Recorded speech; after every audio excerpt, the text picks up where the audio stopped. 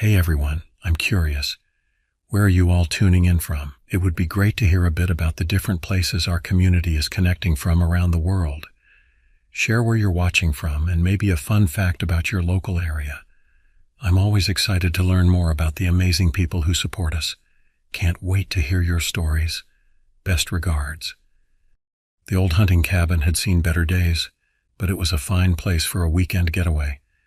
Nestled deep within the remote forests of Maine, it was a refuge from my otherwise chaotic life. My name is Elwood Thorne, and let's just say I've had my share of hardships. But today was supposed to be different. Today I was out here to unwind, to hunt, and maybe, just maybe, to find a little peace. The forest was dense, the kind of place where you could get lost if you weren't careful. I had my old hunting rifle slung over my shoulder, a trusty companion on many hunts, though it was more a comfort than a necessity. The air was crisp, and the sounds of nature were a soothing backdrop to my thoughts. I set out at dawn, the sun just beginning to peek over the horizon. The trail was familiar, worn down by years of use, and my boots crunched the underbrush with a satisfying rhythm. It wasn't long before I came across a set of tracks, deer most likely and fresh. I followed them deeper into the woods, the anticipation of the hunt quickening my pulse. Hours passed without incident. I paused for a break, leaning against an old oak tree, and took a swig from my canteen. That's when I heard it, a rustling in the underbrush, faint but distinct. I tightened my grip on the rifle and slowly moved toward the sound, my senses on high alert. As I pushed through the thick foliage, I found the source of the noise. It was a clearing, and in the middle stood an enormous buck, its antlers stretching wide, a perfect trophy. I raised my rifle, steadying my aim, but something stopped me from pulling the trigger. A feeling, a sense that something was off. The forest had gone unnaturally quiet, the kind of silence that prickles the skin. Then without warning, the buck bolted, disappearing into the trees. I lowered my rifle, frustrated and confused. That's when I saw it, a shape, large and hunched, moving swiftly through the trees. It was no animal I recognized, and it moved with an unsettling grace. I followed, my curiosity piqued and my caution thrown to the wind. The creature led me on a wild chase, deeper and deeper into the forest, far beyond the trails I knew.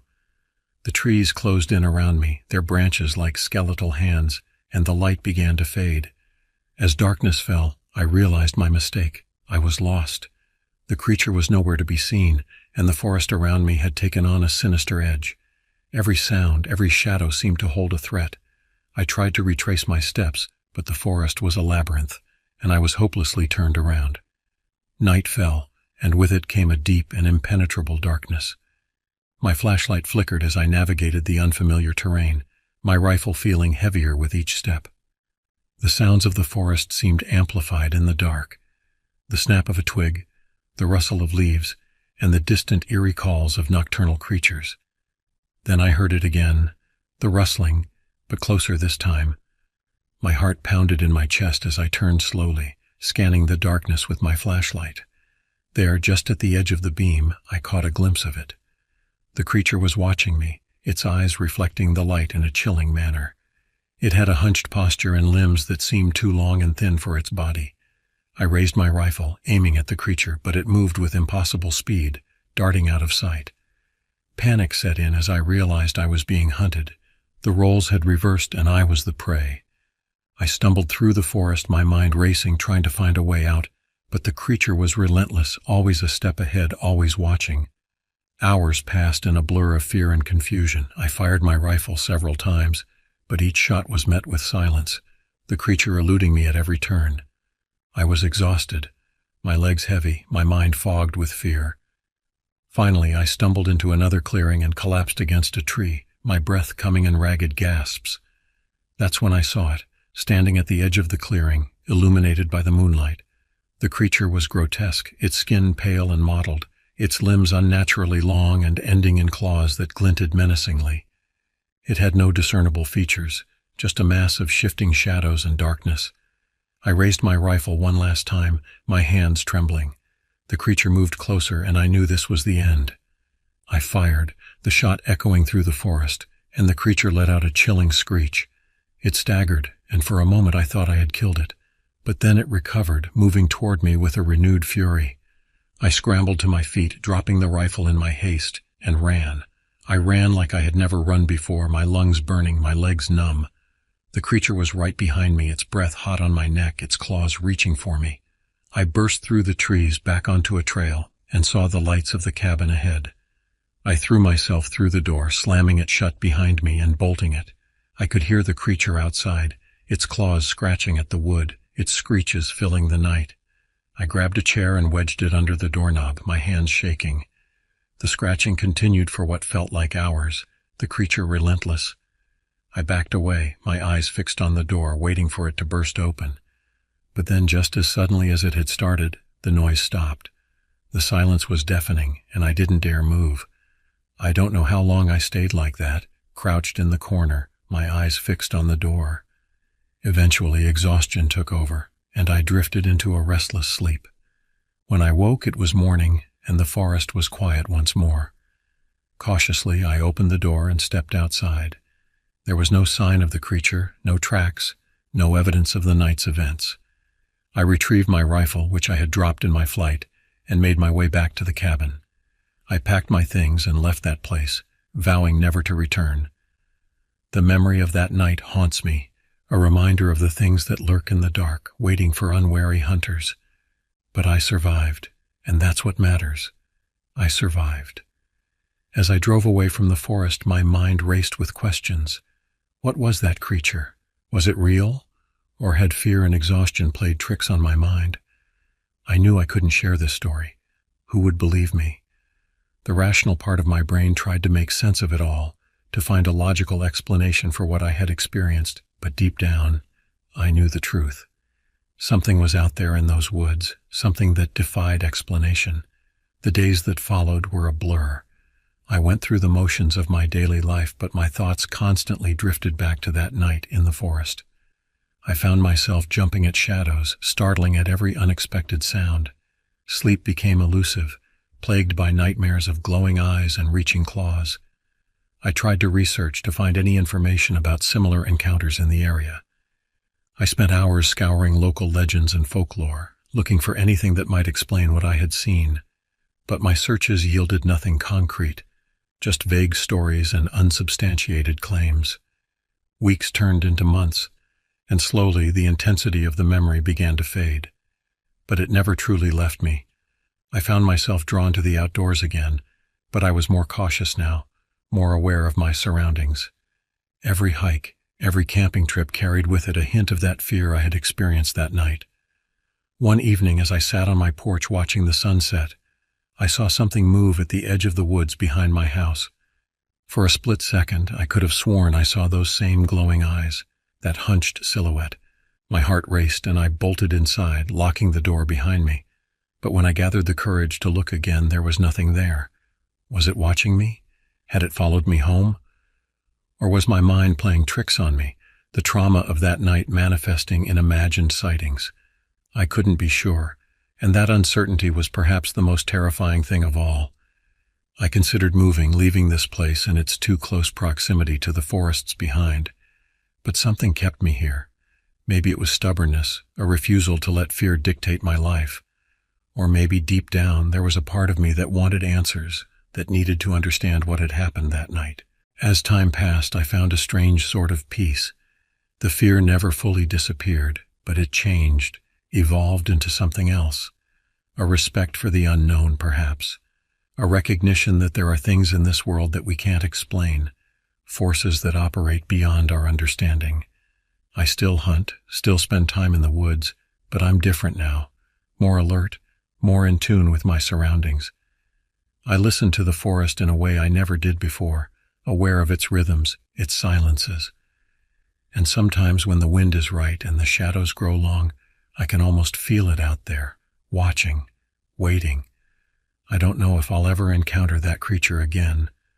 Part of me hopes I won't, while another part almost wishes for it, if only to prove to myself that it wasn't all in my head. But one thing is certain, I'll never forget that night, the night when I learned that sometimes the hunter can become the hunted. As I sit here now, writing this account, I can't help but wonder if sharing this story is wise. Will it bring unwanted attention? Will it put others in danger if they go looking for what I encountered? Or will it serve as a warning, a cautionary tale for those who venture into the deep woods? I don't have the answers. All I know is that my experience changed me, altered the way I see the world and my place in it. The forests that once felt like a second home now hold a mixture of beauty and menace. Every crack of a branch, every rustle of leaves carries with it a memory of that night. But I won't let fear control me. I'll continue to venture out, to embrace the wilderness that has always been a part of me. I'll just do it with open eyes and a watchful gaze, always aware that in the depths of the forest, in the spaces between the trees and the shadows, there might be something watching back. The creature, whatever it was, taught me a valuable lesson. It reminded me of the raw power of nature, of the mysteries that still exist in our world. It humbled me, showed me that for all our technology and supposed mastery over our environment, we are still subject to forces beyond our control or understanding. As I finish writing this, the sun is setting once again. The woods behind my house are bathed in the golden light of dusk, beautiful and serene. But as the shadows lengthen and night begins to fall, I find myself glancing out the window more frequently, scanning the tree line. Is it out there? Is it watching even now? I may never know, but I'll keep living, keep exploring, and keep respecting the wild places of the world. For in those places, in the deep dark hearts of ancient forests, the line between hunter and hunted, between known and unknown, can blur in an instant. And so my story ends where it began, with a man, a forest, and the endless possibilities that lie in the shadows between the trees. The hunt may be over, but the memory, the mystery, and the quiet vigilance remain. And in the end, perhaps that's how it should be, a reminder that in this vast, unknowable world, we are not always at the top of the food chain. Sometimes we are simply another creature in the woods, trying to survive the night.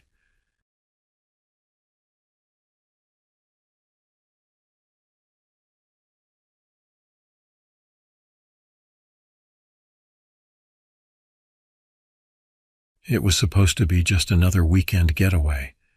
As a freelance writer constantly juggling deadlines and battling writer's block, I'd been looking forward to this trip for weeks. The plan was simple.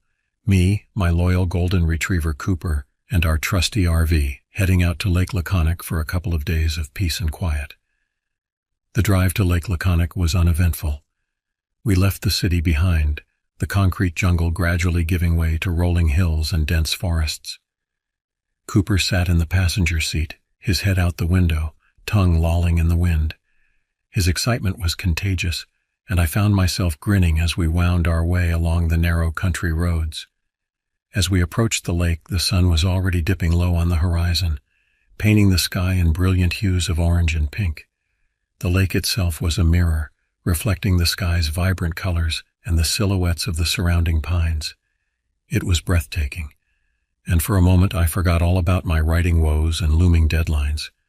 I found a secluded spot to park the RV about 50 yards from the shoreline. It was perfect, close enough to the water for easy access, but far enough back to give us some privacy. As I set up our campsite, I noticed an old pickup truck parked about 100 yards away, partially hidden by a cluster of trees. The truck looked like it had seen better days. Its once red paint was now a patchwork of rust and faded color, and the tires seemed to be slowly sinking into the soft earth. It struck me as odd, but I shrugged it off.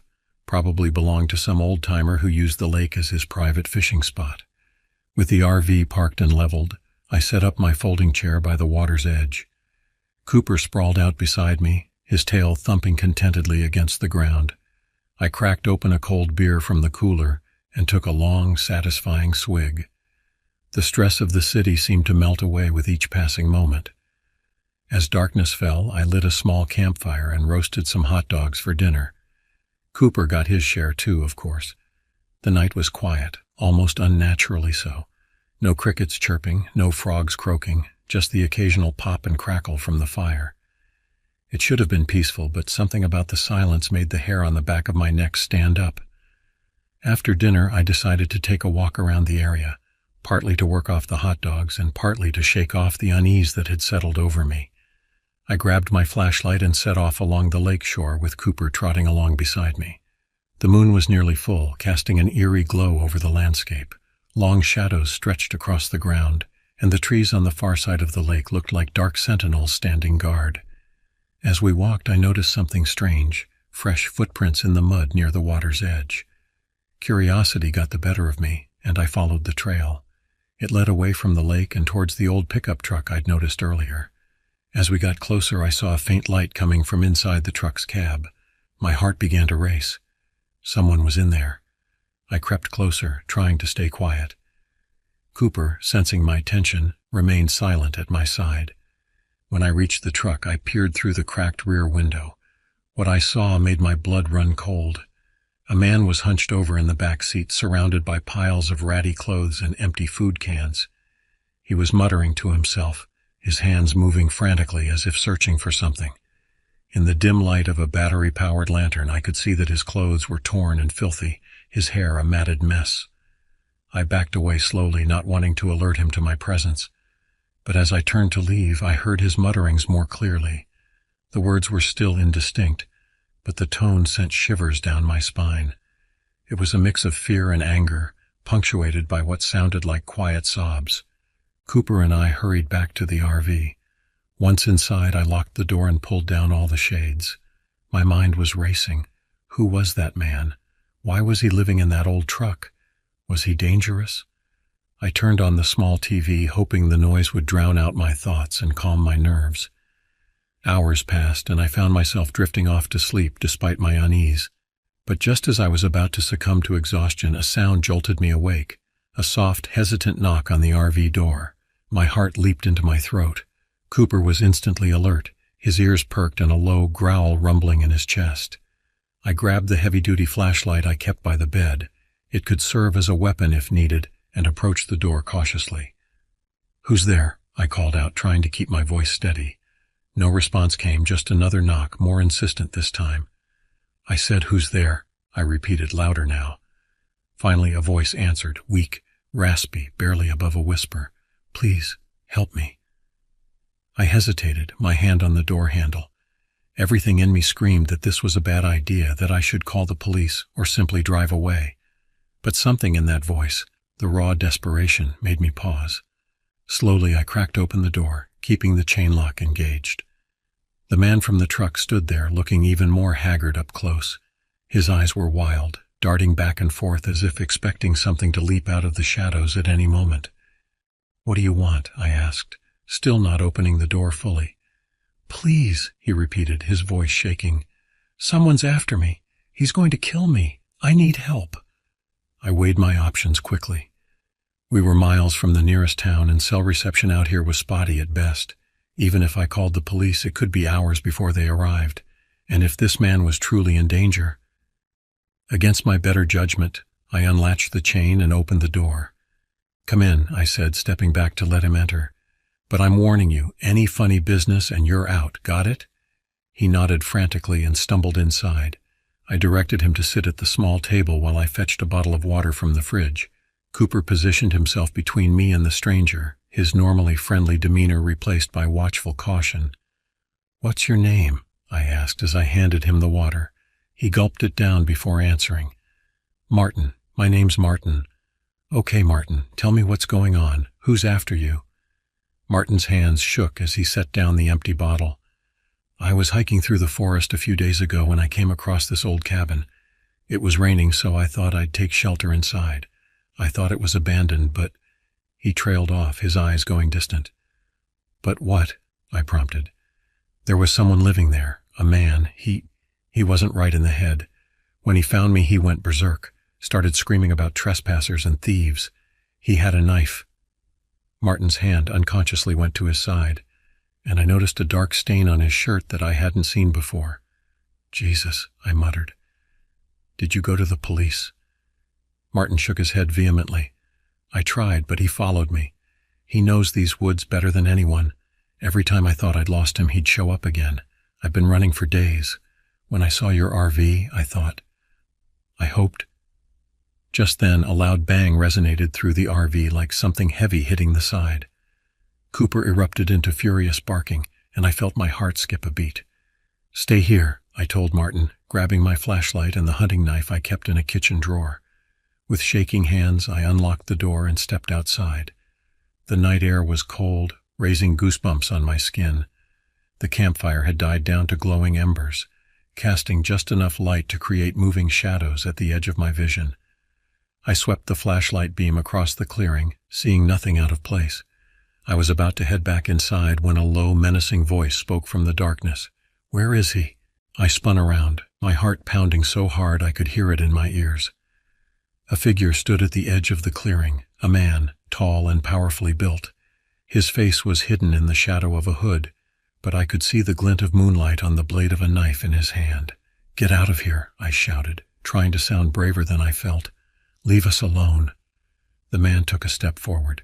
"Give me the little rat and I'll go. Otherwise—" He left the threat hanging in the air. I knew in that moment that there was no reasoning with this man. Whatever had happened between him and Martin, it had pushed him beyond the limits of sanity. I had to protect myself and the terrified man in my RV. I backed towards the door, keeping the flashlight trained on the intruder. Just as my hand found the handle, the man lunged forward with surprising speed. His knife slashed through the air where I had been standing a second before. Instinct took over. I swung the heavy flashlight with all my might, connecting with the side of his head. He staggered back, momentarily stunned. I used that precious moment to dive into the RV, slamming and locking the door behind me. "We need to get out of here now," I yelled to Martin, who was cowering in the corner. I jumped into the driver's seat and turned the key. The engine roared to life just as the man outside began pounding on the door, trying to force his way in. I threw the RV into drive and stomped on the gas. We lurched forward, tires spinning in the soft earth before finding purchase.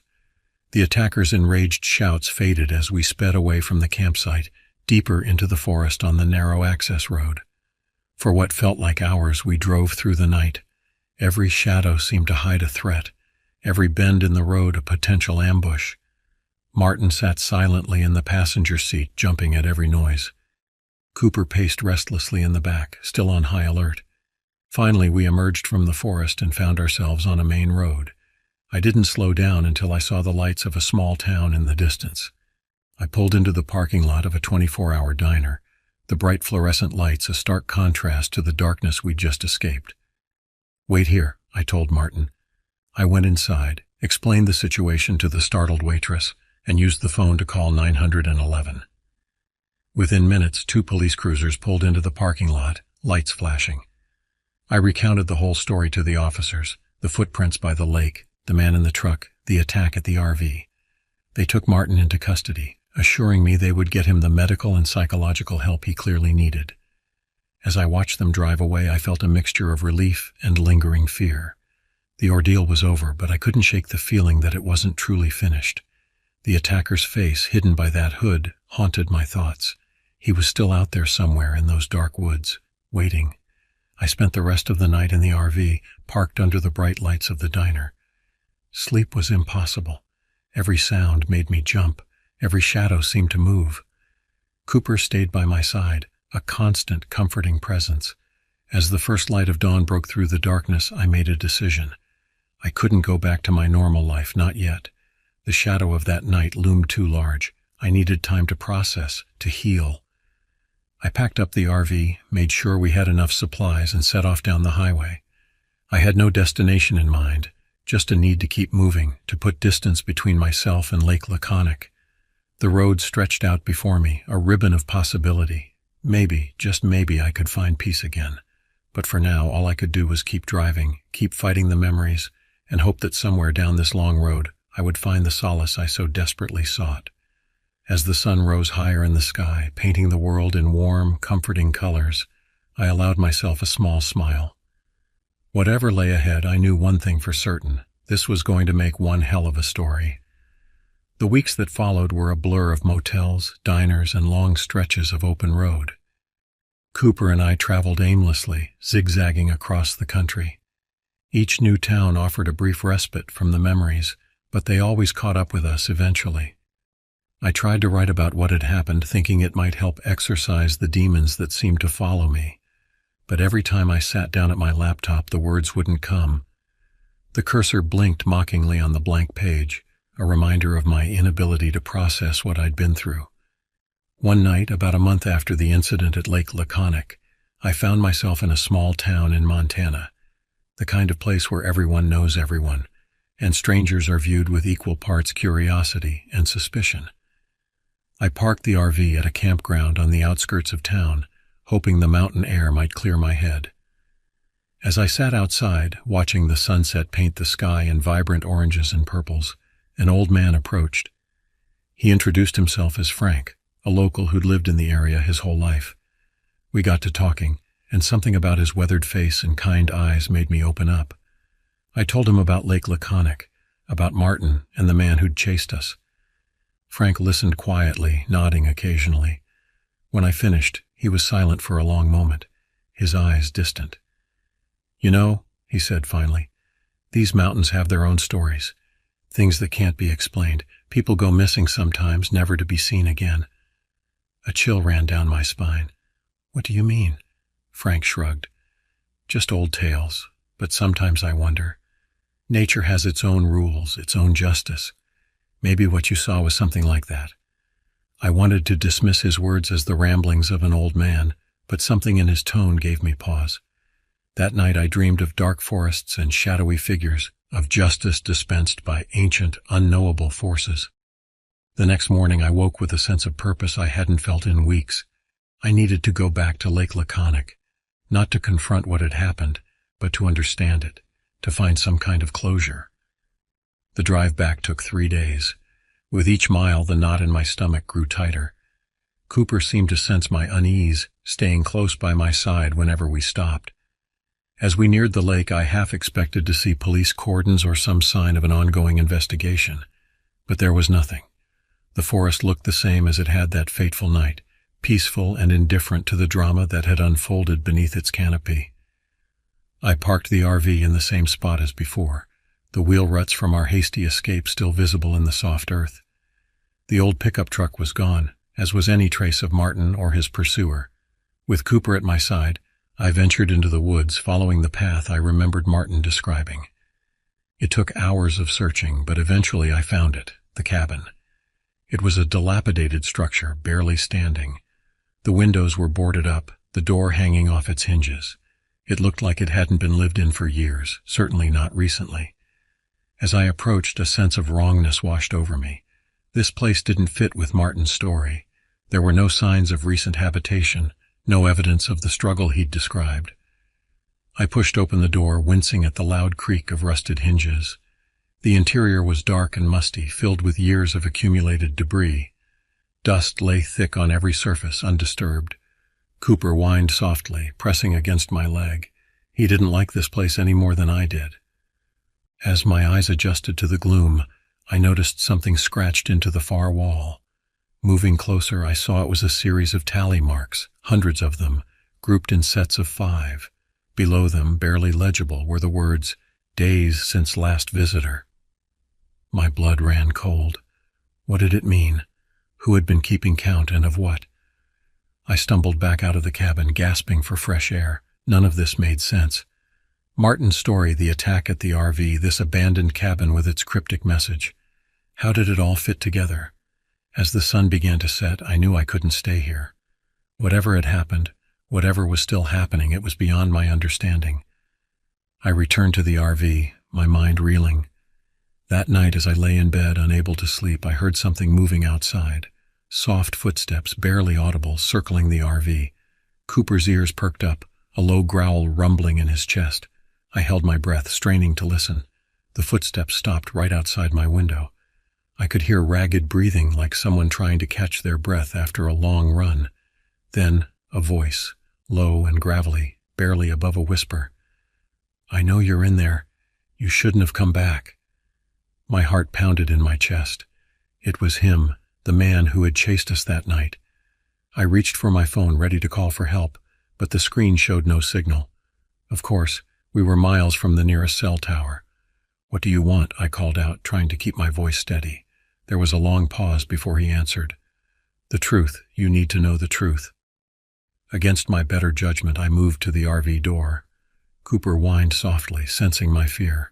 I patted his head reassuringly, though I felt anything but reassured myself. Taking a deep breath, I opened the door. The man stood there, his face hidden in the shadows of a hood just like before, but this time there was no knife in his hand. "Who are you?" I asked. He pulled back his hood, revealing a face weathered by time and hardship. His eyes, though, were clear and sharp. "My name is Robert. I'm the caretaker of these woods." "Caretaker? What does that mean?" Robert sighed heavily. "It's a long story, one that goes back generations. But you deserve to know after what you've been through." He told me a tale that seemed impossible, yet explained so much. The woods around Lake Laconic were old, older than any human settlement in the area. They had a power, a consciousness of sorts, and sometimes that power acted to protect itself. "The cabin you found," Robert explained, "it's a trap. A lure for those who would harm the forest, poachers, arsonists, anyone with ill intent. They're drawn to it, thinking they found an easy target. But once they enter—" He trailed off, his eyes distant. "The forest judges them.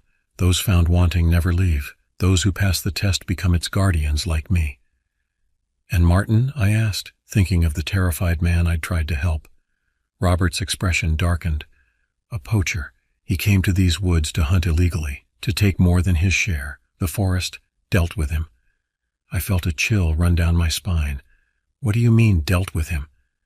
"The Martin you met wasn't real. He was a manifestation, a tool used by the forest to test you, to see if you would help someone in need, even at risk to yourself." My mind reeled. It seemed impossible, yet it explained the inconsistencies in Martin's story, the abandoned cabin, everything. "So why are you telling me all this?" I asked. Robert smiled sadly. "Because you passed the test. You showed compassion, bravery. The forest has chosen you." I shook my head, backing away. No, I can't. I have a life, a career. I can't stay here." "You don't have to, not yet," Robert said. "But one day when you're ready, these woods will call to you, and you'll understand your purpose." With that, he turned and walked away, disappearing into the darkness of the forest. I spent the rest of the night wide awake, trying to process everything I'd learned. As the first light of dawn broke through the trees, I made a decision. I started the RV and drove away from Lake Laconic, away from the mysterious woods and their ancient power. But as I looked in the rearview mirror, watching the forest recede into the distance, I couldn't shake the feeling that this wasn't the end. Somewhere deep inside, I knew I would return one day. The woods had marked me, chosen me, and when the time came, I would answer their call. For now, though, I had a story to write, a story of dark woods and ancient powers, of tests and choices, a story that, even as I lived it, I knew would change me forever. As I drove towards the rising sun, Cooper by my side, I felt a mix of fear and anticipation for what the future might hold. Whatever lay ahead, I knew one thing for certain: life would never be the same again. In the months that followed my encounter at Lake Laconic, I tried to return to my normal life. I threw myself into my writing, using the experience as inspiration for a new novel. The words flowed easily now, as if the forest had unlocked something within me. My agent was thrilled, calling it my best work yet. But even as my career flourished, I couldn't shake the memory of Robert's words. The forest had chosen me. What did that really mean?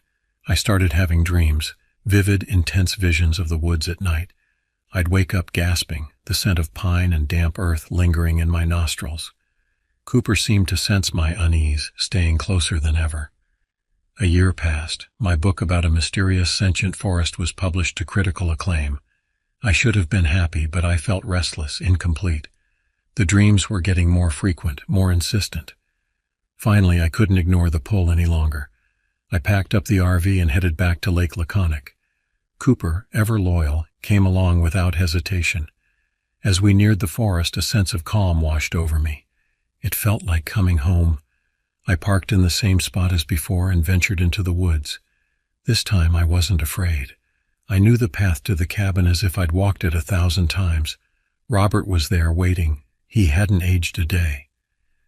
"You're ready," he said simply. I nodded. Somehow I understood what I needed to do.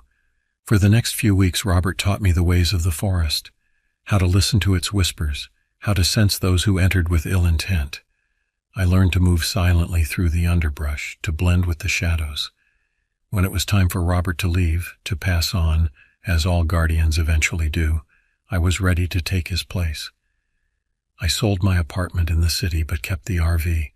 Sometimes I'd venture out to the nearby towns, picking up supplies and keeping an ear out for any rumors about the strange woods by the lake. Years passed. I watched over the forest, protecting it from those who would do it harm. I guided lost hikers to safety and turned away those with darkness in their hearts. Cooper remained by my side until old age finally took him. I buried him beneath his favorite oak tree.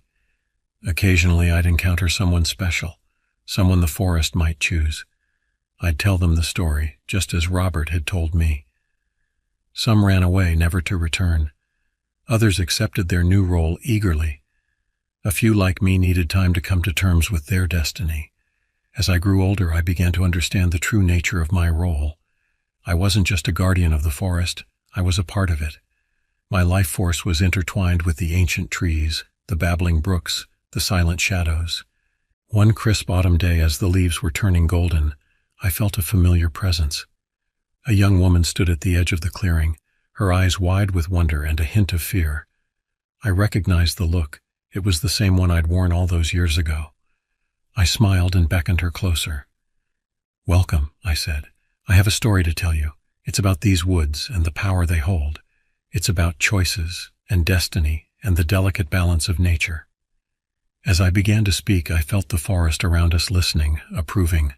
My time as the guardian was coming to an end, but the cycle would continue. The woods would always have their protector. And so, as the sun dipped below the horizon, painting the sky in brilliant hues of orange and purple, I told my story one last time.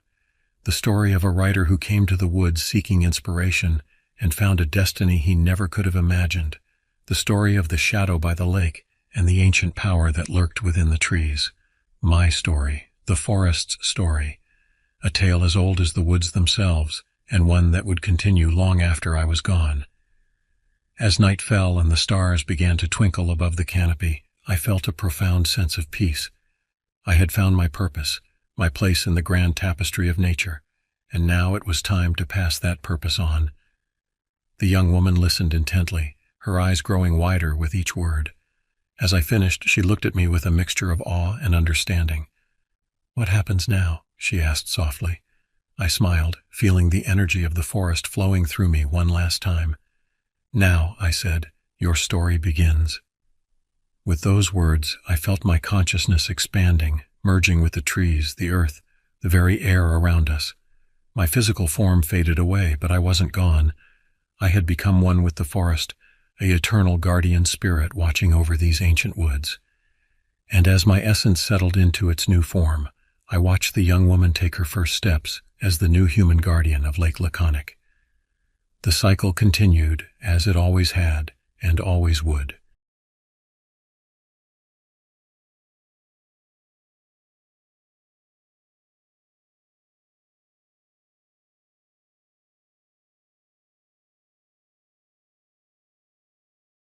The crisp autumn air nipped at my face as I adjusted the straps on my backpack. The weight of my rifle, a familiar comfort, rested against my shoulder. I took a deep breath, inhaling the scent of pine and damp earth. This hunting trip was supposed to be a respite from the chaos of city life, a chance to reconnect with nature and clear my head. Little did I know that the events about to unfold would change my life forever. My longtime hunting partner and best friend, Frank, stood beside me, his weathered face creased with anticipation. We'd been planning this trip for months, eagerly awaiting the start of deer hunting season. The Appalachian Mountains stretched out before us, a vast expanse of wilderness that promised both adventure and solitude. "Ready to head out?" Frank asked, his voice gruff but tinged with excitement. I nodded, double-checking my gear one last time. "Let's do this."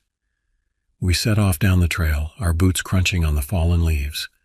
The forest was alive with the sounds of nature, birds calling to each other, squirrels scampering through the underbrush, and the gentle rustle of wind through the trees. As we hiked deeper into the woods, the noise of civilization faded away, replaced by the rhythmic sound of our breathing and the occasional snap of a twig underfoot. After a few hours of hiking, we reached our usual campsite by a crystal-clear creek. The babbling water provided a soothing backdrop as we set up our tents and gathered firewood. As the sun began to dip below the tree line, we sat around the crackling campfire, cracking open a couple of beers and falling into our familiar routine of sharing stories and jokes. However, something felt off about Frank. He seemed distracted, his eyes constantly darting to the shadowy woods around us. When I asked him what was wrong, he hesitated before speaking. "I saw something strange last time I was out here alone," he said, his voice low. "Some tracks I couldn't identify and a noise. Man, I've never heard anything like it before." I raised an eyebrow, taking a swig of my beer. "Come on, Frank, you trying to scare me with some campfire tales?" He shook his head, his expression serious. "I'm not joking around. There was something out there, something big." I wanted to brush off his concerns, but the gravity in his voice gave me pause. Frank wasn't one for tall tales or exaggeration. If he said he saw something, I had to believe him. "Well," I said, trying to lighten the mood, "whatever it was, I'm sure it's no match for two experienced hunters like us." Frank nodded, but I could tell he wasn't entirely convinced. We turned in early that night, planning to get an early start the next morning. As dawn broke, we ate a quick breakfast of instant oatmeal and strong coffee before heading out. The plan was to split up to cover more ground, as we usually did. I took the west trail while Frank headed east, agreeing to meet back at camp by sundown. The forest was peaceful in the early morning light. Shafts of sunlight filtered through the canopy, illuminating patches of mist that hung in the air. I moved slowly, carefully placing each step to minimize noise.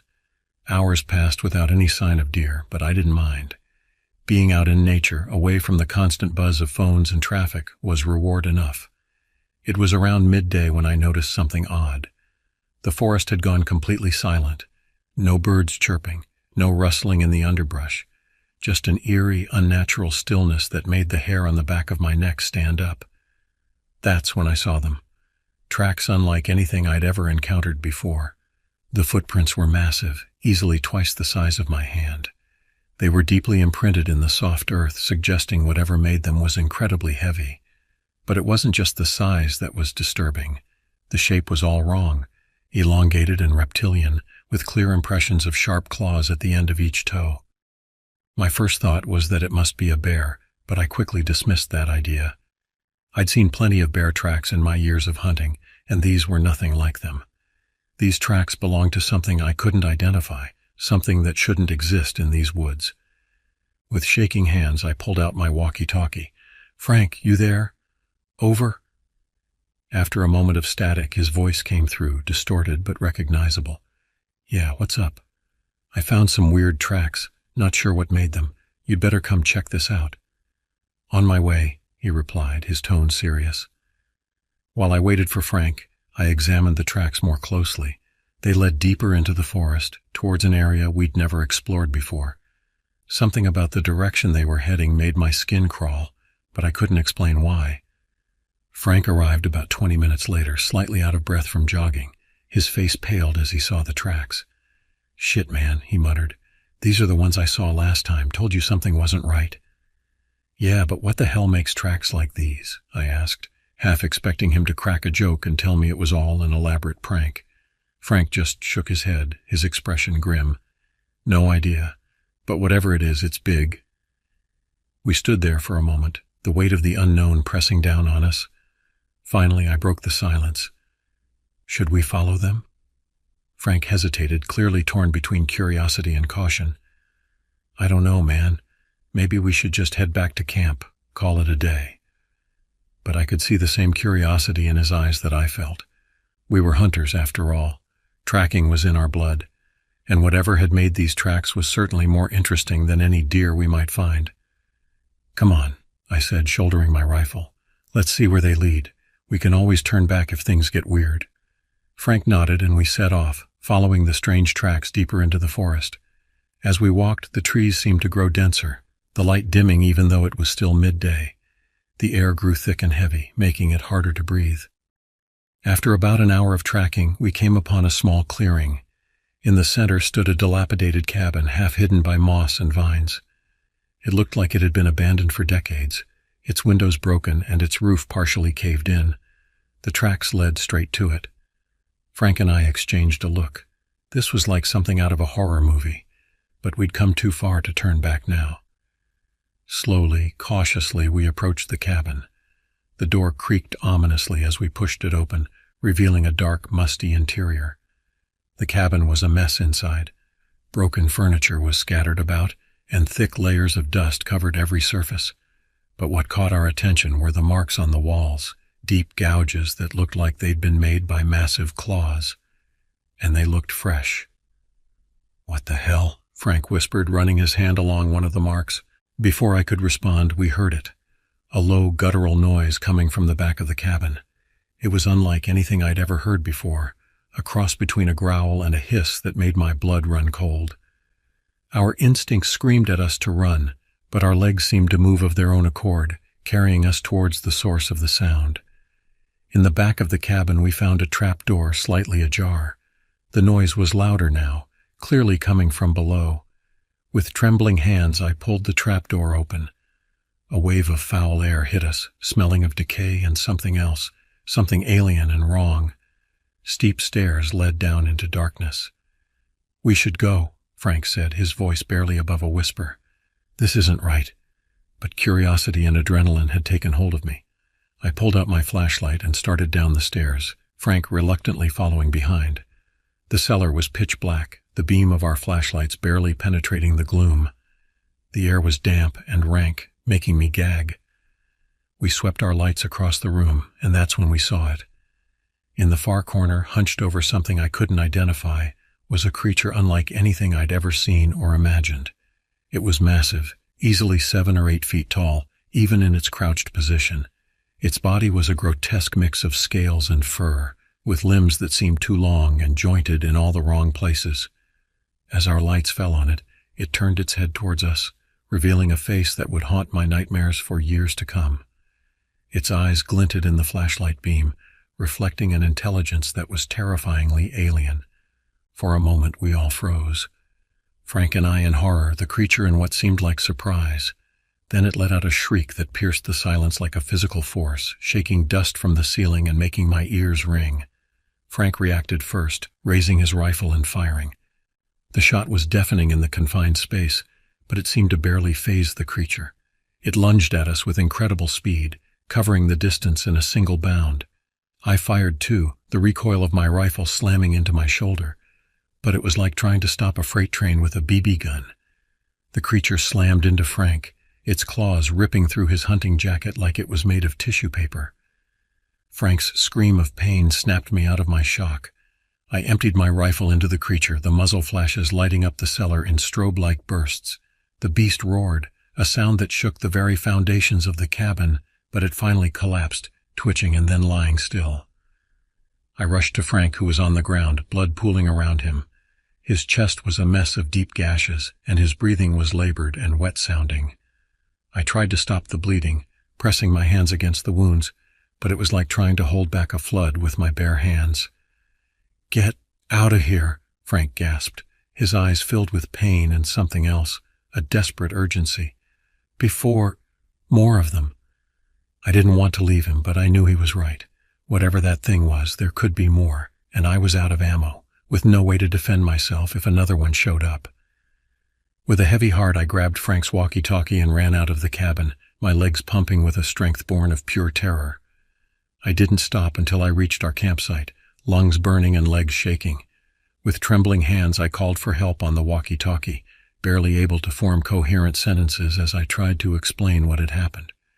The response team arrived hours later, finding me in a state of shock, still covered in Frank's blood. They retrieved Frank's body and the creature, but the official report was a cover-up. They called it a bear attack, dismissing my frantic attempts to explain what I'd seen. The creature's body mysteriously disappeared, and I was told in no uncertain terms to keep quiet about what had really happened. The aftermath was a blur of questioning, debriefing, and thinly veiled threats. I left the mountains as soon as I was allowed, vowing never to return. But the memories of that day haunted me, creeping into my dreams and making me jump at every shadow. Months passed, and I tried to move on with my life. but I couldn't shake the feeling that there was more to the story, that the truth was being hidden. I started researching, digging into old newspaper archives and folklore from the area. What I found chilled me to the bone. There were stories going back decades of strange sightings in those mountains, accounts of missing hikers and hunters, of unexplained noises in the night, of tracks that didn't match any known animal. Most were dismissed as tall tales or the overactive imaginations of isolated mountain folk. But I knew better. I reached out to cryptozoologists and conspiracy theorists, anyone who might believe my story. Most dismissed me as a crackpot, but a few listened. They shared their own theories, everything from government experiments gone wrong to ancient creatures awakening from hibernation. As I delved deeper into my research, I started to notice strange things. My phone would sometimes pick up interference, voices speaking in languages I didn't recognize. I'd catch glimpses of men in dark suits watching me from across the street. Once I came home to find my apartment had been searched, though nothing was taken. I knew I was onto something, that there was a truth out there that someone didn't want revealed, but I also knew that pursuing it might cost me everything. The memory of Frank, of the terror in his eyes in those final moments, haunted me.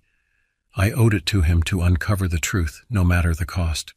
So I continued my research, always looking over my shoulder, always wondering if today would be the day they came for me. Because I knew one thing for certain. There were more of those creatures out there, and if they ever decided to leave their mountain home, the world as we knew it would change forever. As I sit here typing out this account, I can't help but wonder if I'm doing the right thing by sharing it. Maybe it's better for the world not to know, to continue on in blissful ignorance of the horrors that lurk in the dark corners of our world. But I also know that ignorance is no protection. Knowledge, no matter how terrifying, is power. So to anyone reading this, I implore you, be careful out there. The world is bigger and stranger than we can imagine, and sometimes the monsters in the shadows are all too real.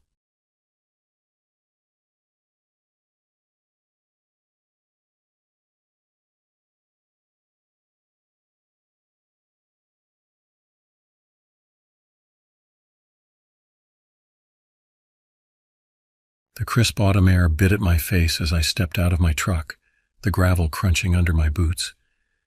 The pre-dawn light cast long shadows across the parking area, barely illuminating the trailhead sign that marked the beginning of my journey into the Appalachian wilderness. I shouldered my pack, its familiar weight a comfort against the eerie stillness of the morning. My name's John, and I've been hunting these mountains for over 2 decades. There's something about the solitude, the challenge, and the connection to nature that keeps drawing me back year after year.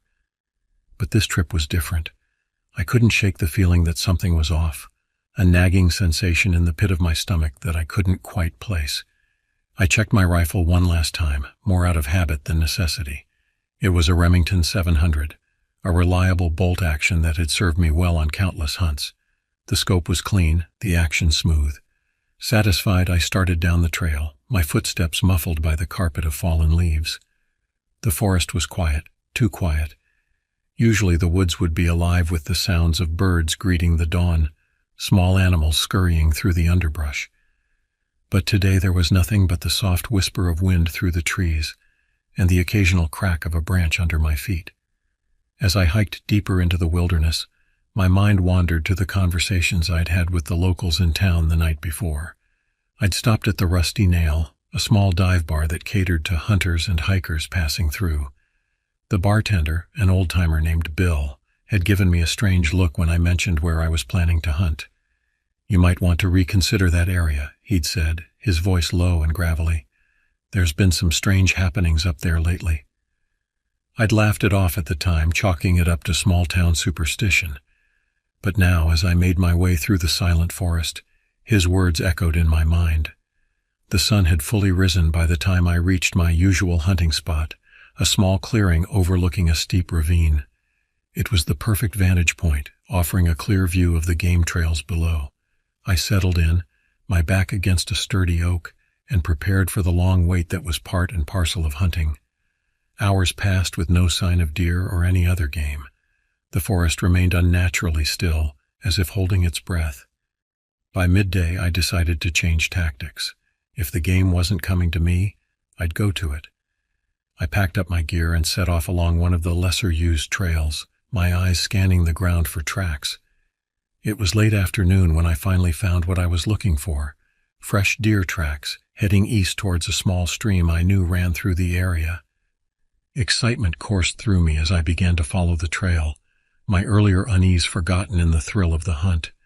The tracks led me deeper into the forest than I'd ever been before. The trees grew denser, the underbrush thicker. I had to move slowly to avoid making noise, each step carefully placed. The light was fading fast, filtering through the canopy in dappled patterns that played tricks on my eyes. That's when I saw it. A flash of movement in the shadows ahead. I froze, my rifle halfway to my shoulder. But it wasn't a deer that stepped into view. What I saw made my blood run cold. It stood on two legs, towering at least 8 feet tall. Its body was covered in matted fur, dark and coarse. But it was the face that truly terrified me. It was almost human, with deep-set eyes that seemed to glow with an inner light. The mouth was filled with razor-sharp teeth, bared in a snarl that sent shivers down my spine. For a moment we stood there, locked in a silent standoff. Then, with a speed that belied its size, the creature charged. I didn't think, I just reacted. My rifle came up, the crack of the shot echoing through the trees. The bullet struck the creature in the shoulder, but it barely slowed. I fired again and again, but it kept coming. Panic took over. I turned and ran, crashing through the underbrush with no thought for stealth or direction. Behind me I could hear the creature's heavy footfalls, its labored breathing. Branches whipped at my face, roots threatened to trip me. But fear drove me on. I don't know how long I ran. It could have been minutes or hours. My lungs burned, my legs ached, but I dared not stop. Eventually I burst out of the tree line onto a logging road. My truck was nowhere in sight. I'd run in the wrong direction. The sound of pursuit had faded, but I knew I couldn't stay on the open road. I plunged back into the forest on the other side, my mind racing. I needed to find shelter, somewhere to catch my breath and figure out my next move. As if in answer to my desperate thoughts, I spotted a small cabin ahead, half hidden by the trees. It looked abandoned, its windows dark and empty. Without hesitation, I made for the door, praying it wasn't locked. The old wood groaned as I pushed it open, revealing a Spartan interior. A small bed, a table with a single chair, and a pot-bellied stove in the corner. I closed the door behind me, sliding the rusty bolt into place. It wouldn't hold against the creature if it found me, but it was better than nothing. I collapsed onto the bed, my breath coming in ragged gasps. As the adrenaline faded, the reality of my situation began to sink in. I was lost in the wilderness, being hunted by something that shouldn't exist. My rifle was gone, lost somewhere in my mad dash through the forest. I had no food, no water, and night was falling fast. Outside, the forest had come alive with sound. Owls hooted, small animals rustled in the underbrush. It was as if the creature's presence had silenced the woodland creatures, and now that it was gone, they were making up for lost time. I knew I couldn't stay in the cabin forever, but the thought of venturing out into the darkness with that thing still out there was terrifying. I decided to wait until dawn, hoping against hope that I could find my way back to civilization in the light of day. Sleep was impossible. Every creak of the cabin's old timbers, every rustle outside, had me tensing, expecting the door to burst open at any moment. I sat with my back to the wall, eyes fixed on the entrance, waiting for the long night to end. As the first light of dawn began to filter through the grimy windows, I steeled myself for what lay ahead. I had to get out of these woods, had to warn others about what was out there. With a deep breath, I unbolted the door and stepped out into the cool morning air. The forest looked different in the daylight, less menacing but no less alien. I oriented myself as best I could, picking a direction that I hoped would lead me back to the logging road. Every step was cautious, every sense on high alert for any sign of the creature. It was mid-morning when I finally heard the blessed sound of a vehicle engine. I broke into a run, bursting out onto the logging road just as a battered pickup truck came into view. The driver, an old man in a flannel shirt, looked startled as I flagged him down. "You look like you've seen a ghost, son," he said, as I clambered into the passenger seat, my words tumbling out in a rushed explanation of what had happened. The old man listened in silence, his weathered face unreadable. When I finished, he nodded slowly. "You're not the first to see it," he said, his voice grave. "There's things in these mountains that most folks wouldn't believe. Best you forget about what you saw and don't come back." The ride back to town was silent, each of us lost in our own thoughts. As we pulled into the parking lot where I'd left my truck, the old man turned to me. "Word of advice," he said. "Don't go telling too many people about what you saw. Some things are best left in the shadows." With that, he drove off, leaving me standing there, still shaken and unsure if what I'd experienced was real or some sort of stress-induced hallucination. But the scratches on my arms, the tears in my clothes, they were real enough. I climbed into my truck, my hands shaking as I turned the key. As I drove away from the mountains, I couldn't shake the feeling that I was being watched. In the rearview mirror, the forest loomed dark and forbidding, hiding its secrets from the world. The events of that hunting trip changed me. I couldn't bring myself to return to those mountains, couldn't face the possibility of encountering that creature again. But the experience awakened something in me, a curiosity about the unknown, a need to understand what was out there. In the years that followed, I began to research, to dig into local legends and folklore. I discovered that sightings of strange creatures in the Appalachian wilderness weren't uncommon. Native American legends spoke of powerful spirits that roamed the mountains. Settlers told stories of encounters with beasts that walked like men, but were far from human. I connected with others who had similar experiences, forming a loose network of researchers and witnesses. We shared information, compared notes, and tried to make sense of what we'd seen. Some dismissed us as crackpots or attention seekers, but we knew the truth. There was something out there, something that defied conventional explanation. My life took on a new purpose. By day, I worked my regular job, but my evenings and weekends were devoted to this new obsession. I pored over historical records, interviewed witnesses, and even organized expeditions into areas where sightings had been reported. One such expedition led me back to the Appalachians, 5 years after my encounter. It was a small group, myself, a wildlife biologist named Dr. Laura Chen, and a local guide who went by the name of Hank. We were investigating a series of strange animal deaths in the area, mutilations that couldn't be explained by known predators. As we set up our base camp, I couldn't shake the feeling of déjà vu. The forest felt the same as it had that day. Too quiet, too still. Dr. Chen was skeptical of my story, but professional enough to keep an open mind.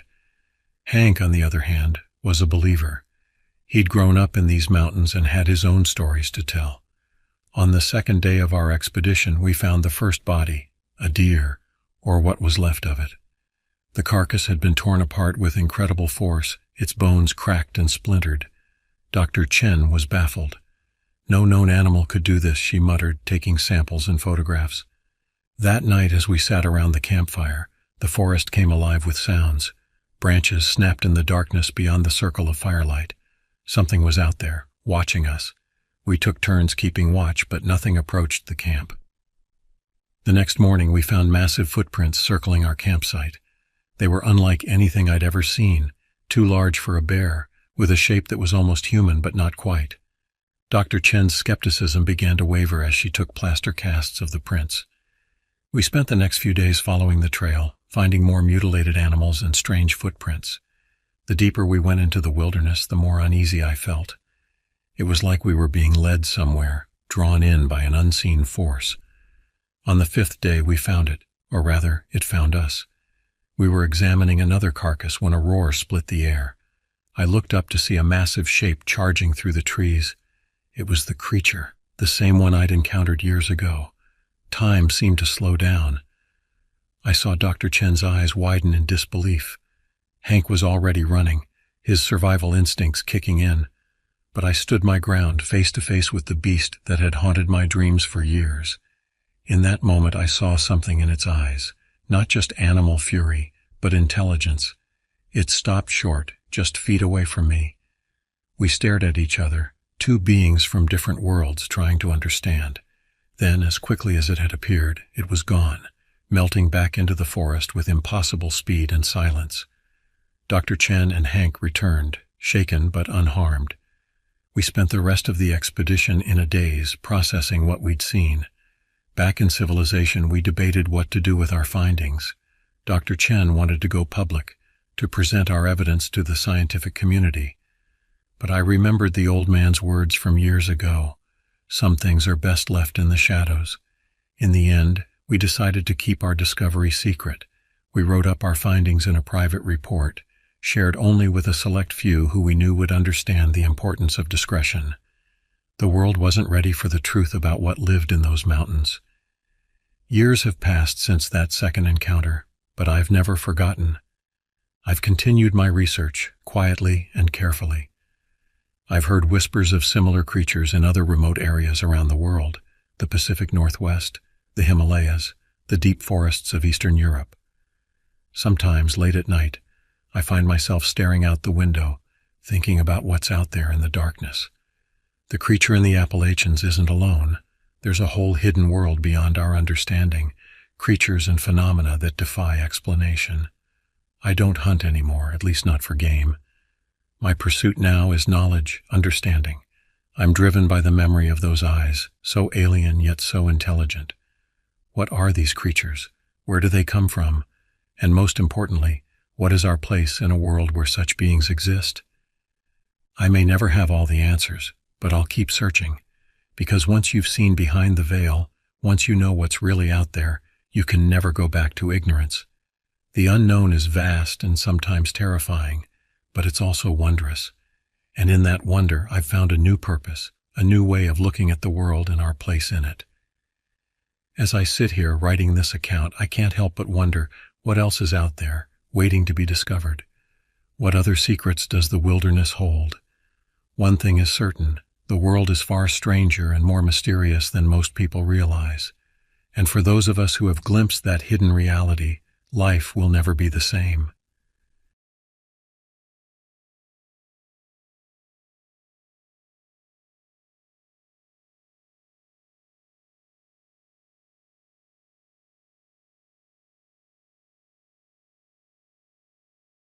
The crisp autumn air nipped at my face as I trudged through the dense Minnesota forest. The familiar scent of pine and damp earth filled my nostrils, a smell I'd known since childhood. My name's Michael Rainey, born and raised in these parts, and I thought I knew these woods like the back of my hand.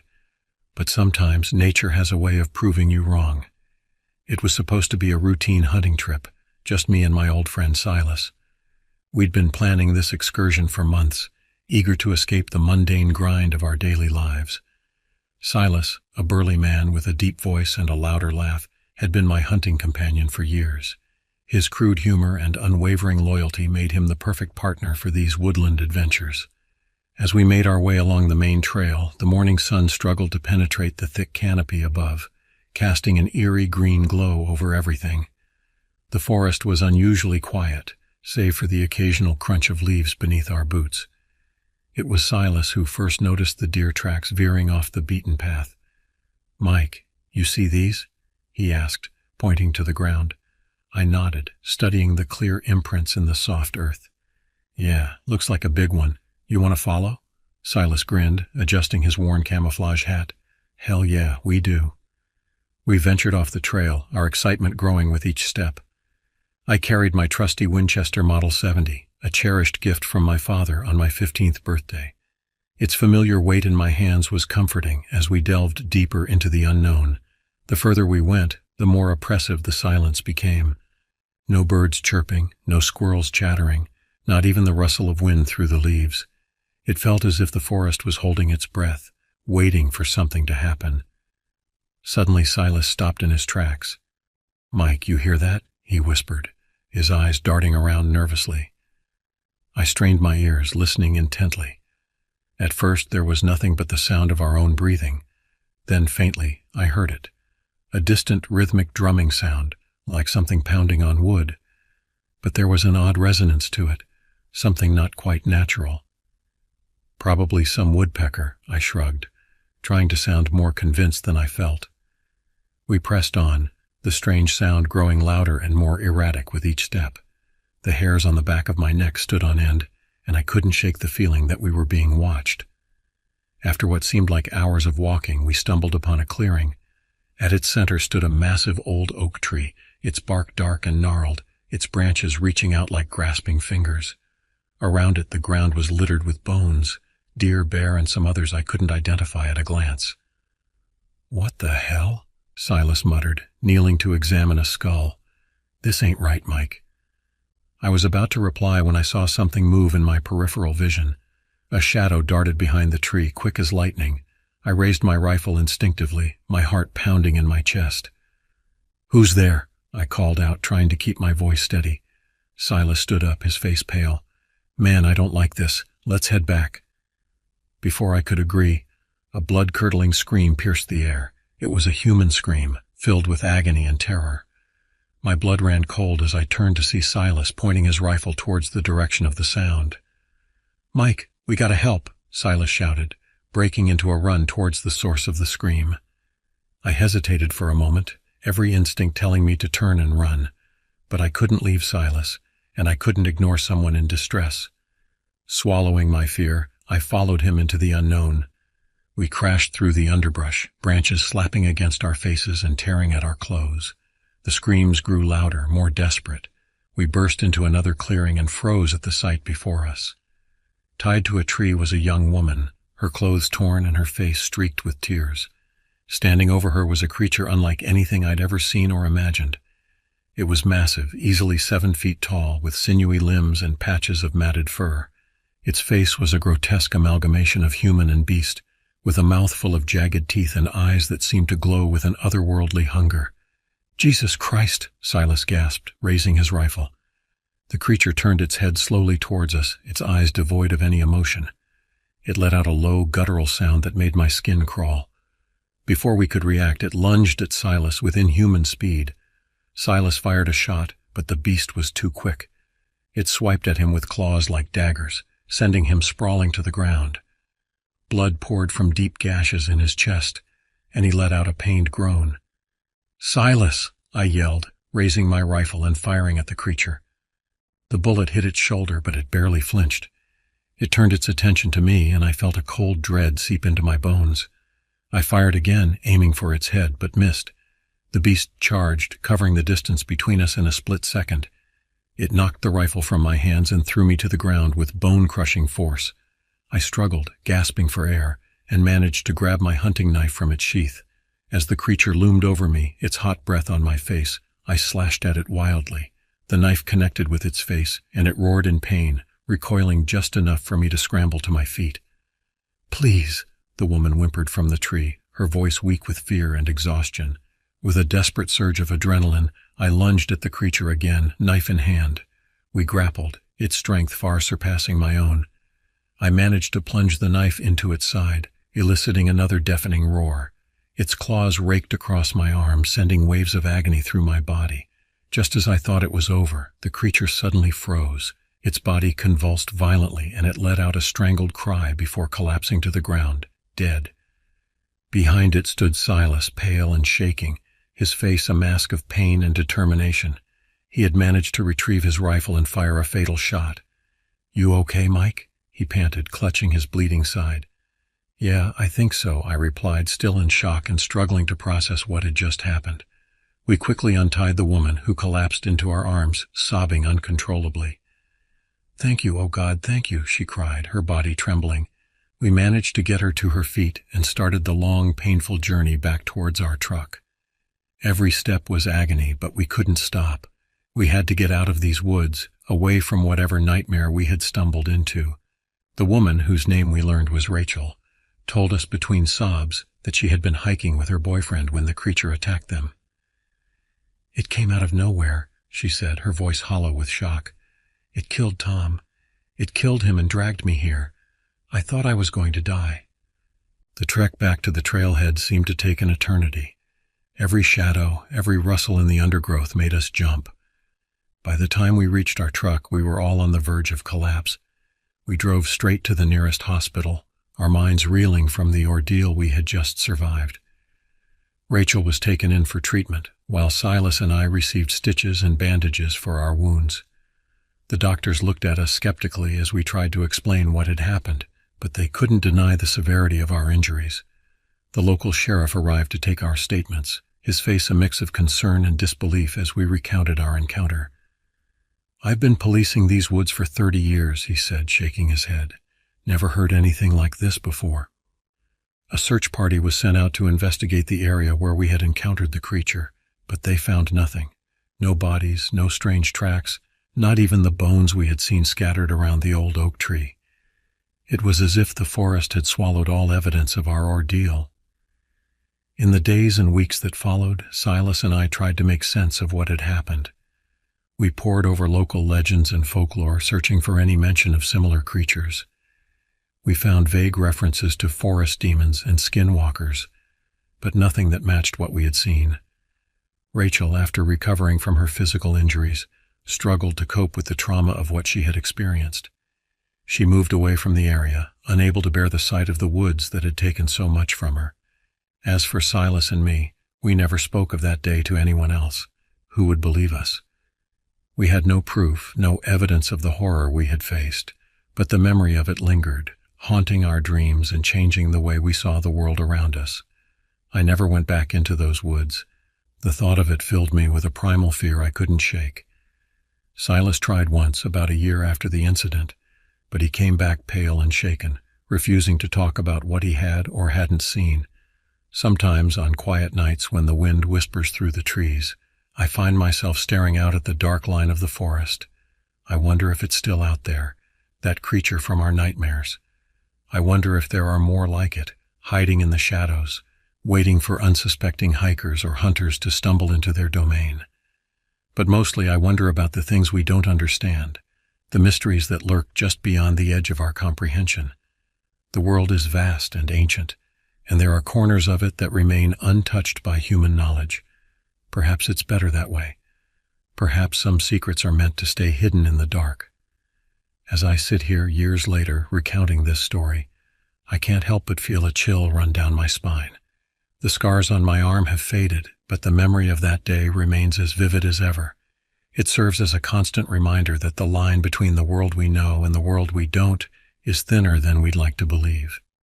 So if you ever find yourself in the deep woods of northern Minnesota, and you hear a strange drumming sound or catch a glimpse of something moving just beyond your field of vision, remember this tale. And maybe, just maybe, you'll think twice before following those tracks off the beaten path. The years following our encounter in the woods were marked by a constant struggle to reconcile what we had experienced with our understanding of the world. Silas and I remained close, bound by a shared secret that we couldn't fully explain even to ourselves. We'd meet for drinks at the local bar, our conversations always eventually circling back to that fateful day, analyzing and reanalyzing every detail. One crisp autumn evening, about 5 years after the incident, Silas showed up at my door unannounced. His face was pale, his eyes wide with a mixture of excitement and fear. "Mike," he said, his voice trembling slightly, "we need to talk." I invited him in, sensing that something significant had happened. As we sat in my living room, Silas pulled out a worn, leather-bound book from his jacket. "I found this at an estate sale," he explained. "It's a journal from the 1800s, written by a trapper who used to work these parts." He opened the book to a marked page and handed it to me. The yellowed paper was covered in faded, spidery handwriting, but one passage stood out. "May 15th, 1872. Encountered a beast unlike any I have seen before. Tall as a bear, but walked like a man. Fur patched and matted, eyes glowing in the dark. It took 2 of my companions before we could drive it off. The locals speak of an old legend, a creature they call the Wendigo. I fear we have stumbled upon something ancient and terrible." My blood ran cold as I read the passage. The description matched perfectly with what we had seen that day in the clearing. "Silas," I whispered, "what does this mean?" He shook his head, running a hand through his graying hair. "I don't know, Mike, but it means we're not crazy. It means that thing has been out there for a long time." Over the next few months, we dove deep into research, scouring libraries and historical societies for any information we could find about the Wendigo legend. We discovered stories from various Native American tribes, tales of a malevolent spirit that possessed humans, driving them to cannibalism and transforming them into monstrous creatures. The more we learned, the more questions we had. Was the creature we encountered truly a Wendigo? If so, how many more were out there? And most importantly, why had it suddenly appeared after so many years of dormancy? Our research led us to an elderly Ojibwe man named Joseph, who lived on a nearby reservation. When we told him our story, his eyes grew dark with recognition. "The Wendigo is a warning," he told us, his voice grave. "It appears when the balance of nature is disturbed, when human greed threatens to consume everything." Joseph's words stuck with me, forcing me to look at the world around us with new eyes. I noticed the expanding logging operations in the area, the new housing developments encroaching on the forest's edge. Was our encounter a consequence of humanity's endless appetite for resources? As winter approached, reports began to surface of strange sightings in the woods. Hikers spoke of eerie sounds and glimpses of a large, shadowy figure moving through the trees. The local authorities dismissed these accounts as nothing more than overactive imaginations fueled by campfire stories. But Silas and I knew better. We debated whether to go public with what we knew, to warn people of the danger lurking in the forest. But who would believe us? We had no proof, and coming forward would likely only result in ridicule and skepticism. One cold December night, as a blizzard raged outside, I received a frantic call from Silas. "It's back, Mike," he said, his voice barely audible over the howling wind. "I saw it, just at the edge of my property. We have to do something." I grabbed my coat and my old Winchester, my heart pounding as I drove through the storm to Silas's cabin. When I arrived, I found him pacing nervously, his rifle clutched tightly in his hands. "It was right there," he said, pointing to a cluster of trees at the forest's edge. "Watching me." We spent the night on high alert, taking turns keeping watch. As dawn broke, we ventured outside to investigate. There, in the fresh snow, we found a set of massive tracks leading back into the woods. They were unmistakably the same as those we had followed years ago. Standing there, staring into the dense forest, we knew we had a decision to make. We could continue to hide from the truth, to pretend that the world was as simple and straightforward as we once believed it to be. Or we could face the unknown, armed with the knowledge we had gained and the experience that had changed us forever. "What do you think, Mike?" Silas asked, his breath forming clouds in the frigid air. "Do we go after it?" I gripped my rifle tighter, feeling the weight of the moment. "I don't know if we have a choice," I replied. "If we don't, who will?" And so, with heavy hearts and trembling hands, we set off into the forest once more. The wilderness stretched out before us, vast and indifferent to our fears.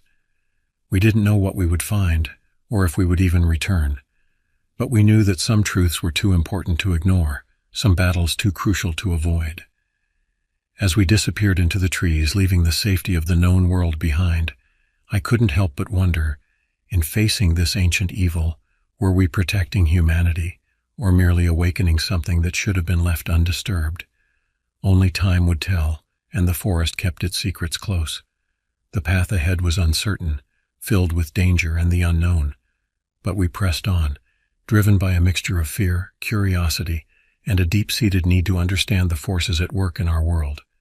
Whatever lay ahead, we would face it together, two friends bound by an extraordinary experience and a shared quest for the truth. As we ventured deeper into the heart of the forest, the world around us seemed to grow quieter, more primordial.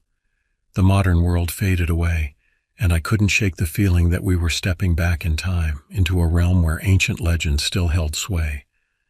The tracks we followed were clear in the fresh snow, leading us ever deeper into uncharted territory. We moved cautiously, every sense on high alert. The weight of my rifle was reassuring, but I couldn't help but remember how little good it had done us in our previous encounter. Hours passed, and the forest around us began to change. The familiar pines and birches gave way to older, more gnarled trees.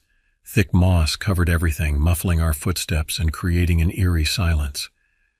The air grew heavy with an unfamiliar scent, musky and primal.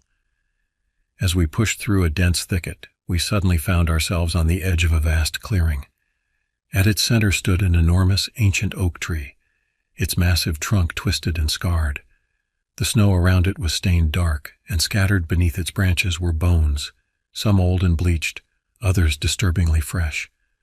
"Mike," Silas whispered, his voice tight with fear, "I think we found its lair." Before I could respond, a low, rumbling growl echoed across the clearing. We froze, our eyes scanning the shadows beneath the great oak. Slowly, deliberately, a massive figure emerged from behind the trunk. The Wendigo stood before us, even more terrifying than I remembered. In the pale winter light, I could see details I had missed before. The patches of human skin stretched grotesquely over its elongated limbs, the antler-like protrusions jutting from its misshapen skull. Its eyes, glowing with an otherworldly hunger, fixed upon us. For a moment that seemed to stretch into eternity, we stood locked in a silent standoff. Then, with a roar that shook the very air around us, the creature charged. What followed was a blur of desperate action. We fired our rifles, the shots echoing through the trees, but the beast moved with impossible speed. It was on us in seconds, swiping with claws that could rend flesh from bone. I felt a searing pain as its claws raked across my chest, and I stumbled backwards, falling into the snow. Silas let out a yell of defiance, emptying his rifle into the creature's torso. It staggered, black ichor oozing from its wounds, but didn't fall. As I struggled to my feet, my hand closed around something half buried in the snow, a bone, long and sturdy. Without thinking, I grabbed it and lunged at the Wendigo, driving the improvised weapon deep into its side. The creature let out a shriek of pain and fury, its claws slashing wildly. I felt a sharp impact and found myself flying through the air, landing hard against the trunk of a tree. My vision swam and I tasted blood in my mouth. Through blurred eyes, I saw Silas grappling with the beast, his hunting knife glinting in the pale light. They crashed to the ground, rolling in the blood-stained snow. I tried to stand to help my friend, but my body wouldn't respond. Suddenly, a brilliant flash of light filled the clearing, accompanied by a thunderous crack. The Wendigo reared back, howling in agony. Standing at the edge of the clearing was Joseph, the Ojibwe elder, his arms raised and his voice chanting in a language I didn't understand. The air around us seemed to vibrate with energy. The Wendigo thrashed and writhed, its form seeming to blur and distort. With a final earth-shaking roar, it collapsed to the ground, its body dissolving into a dark, oily substance that seeped into the earth. As silence fell over the clearing, Joseph lowered his arms and approached us. "You have shown great courage," he said softly, helping me to my feet. "But this battle was never yours to fight alone." In the days that followed, as Silas and I recovered from our injuries, Joseph shared with us the true nature of the Wendigo and the ancient pact that had kept it at bay for generations. We learned of the delicate balance between the natural and supernatural worlds and the role that certain individuals played in maintaining that balance.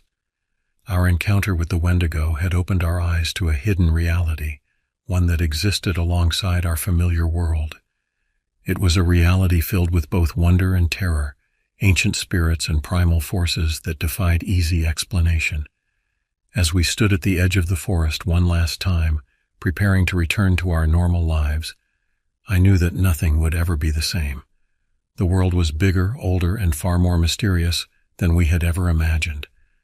And while our battle with the Wendigo was over, I couldn't shake the feeling that it was just the beginning of a much larger story. Silas clasped my shoulder, his eyes reflecting the mix of exhaustion and exhilaration that I felt. "What do we do now, Mike?" he asked. I gazed into the depths of the forest, feeling both a sense of trepidation and a strange sort of calling. "We keep our eyes open," I replied, "and we remember that there are more things in heaven and earth than are dreamt of in our philosophy."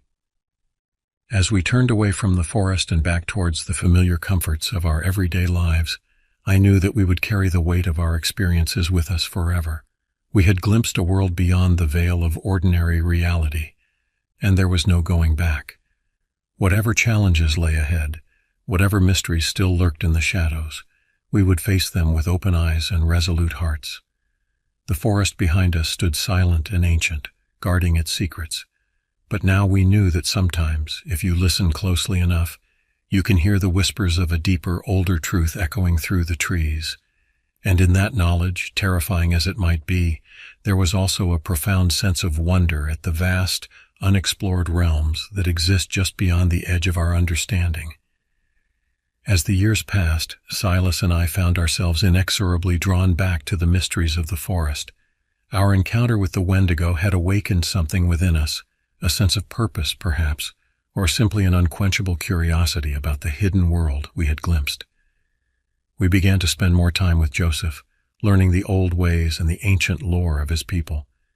He taught us to listen to the whispers of the wind, to read the signs in nature that most people overlooked.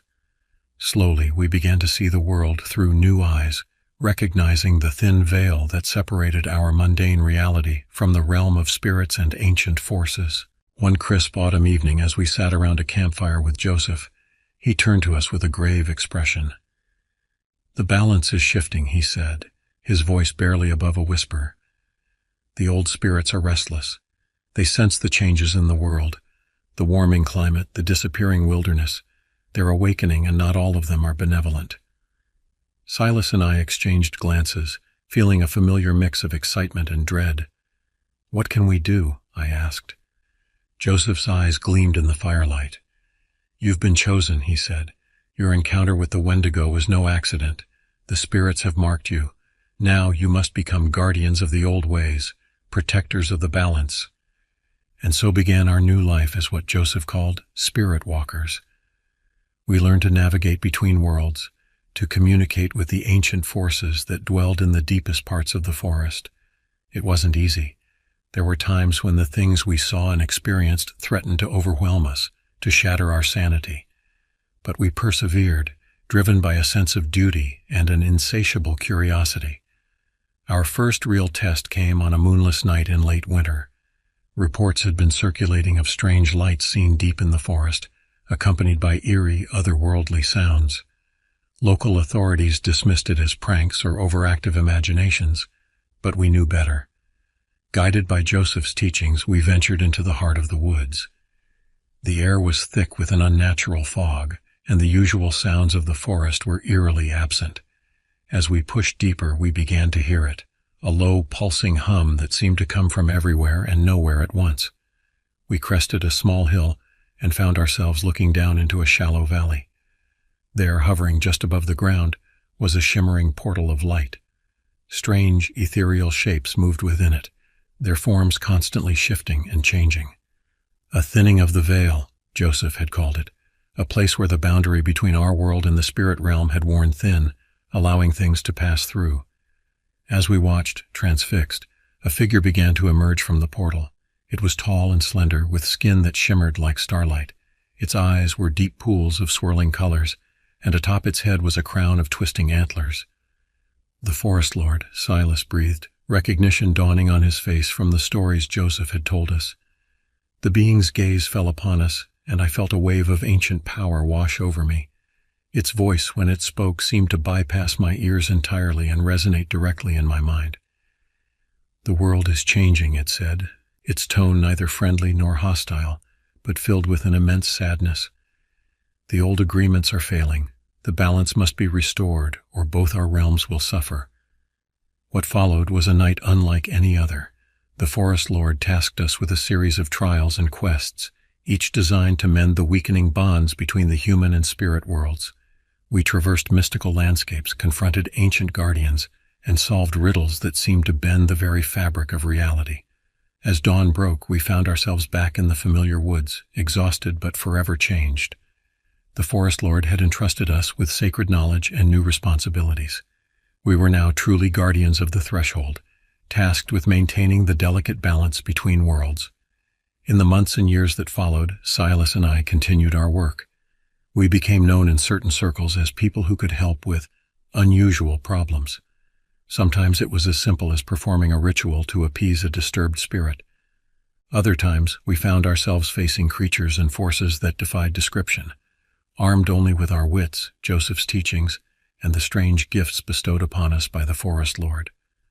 Our lives had become a constant dance between two worlds, the mundane reality of our day jobs and social lives, and the hidden realm of spirits and ancient magic.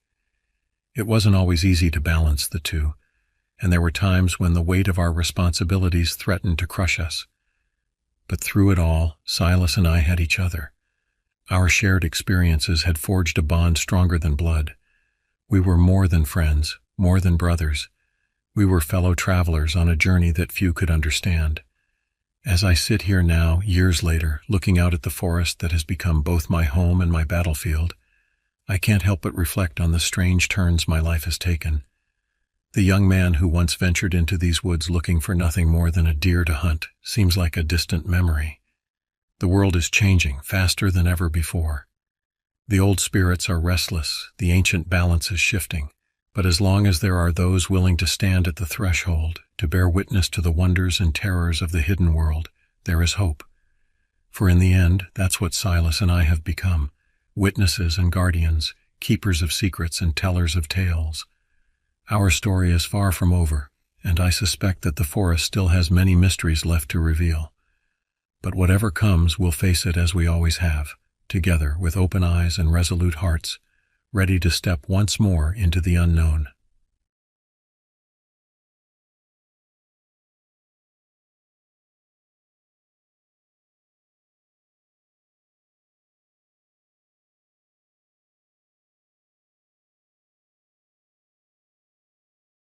My name is Donald Thomas, and I am 82 years old.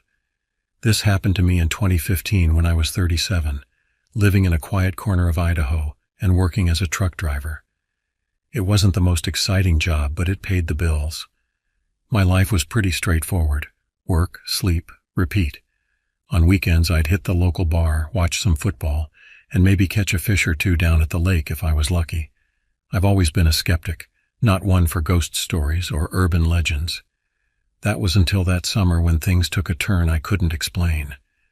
It started with a job I picked up, a long haul from Boise to a small town near the Canadian border called Sandpoint.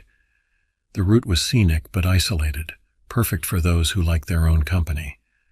I remember the day clearly because it was hotter than usual, the kind of heat that sticks to your skin and makes everything seem hazy.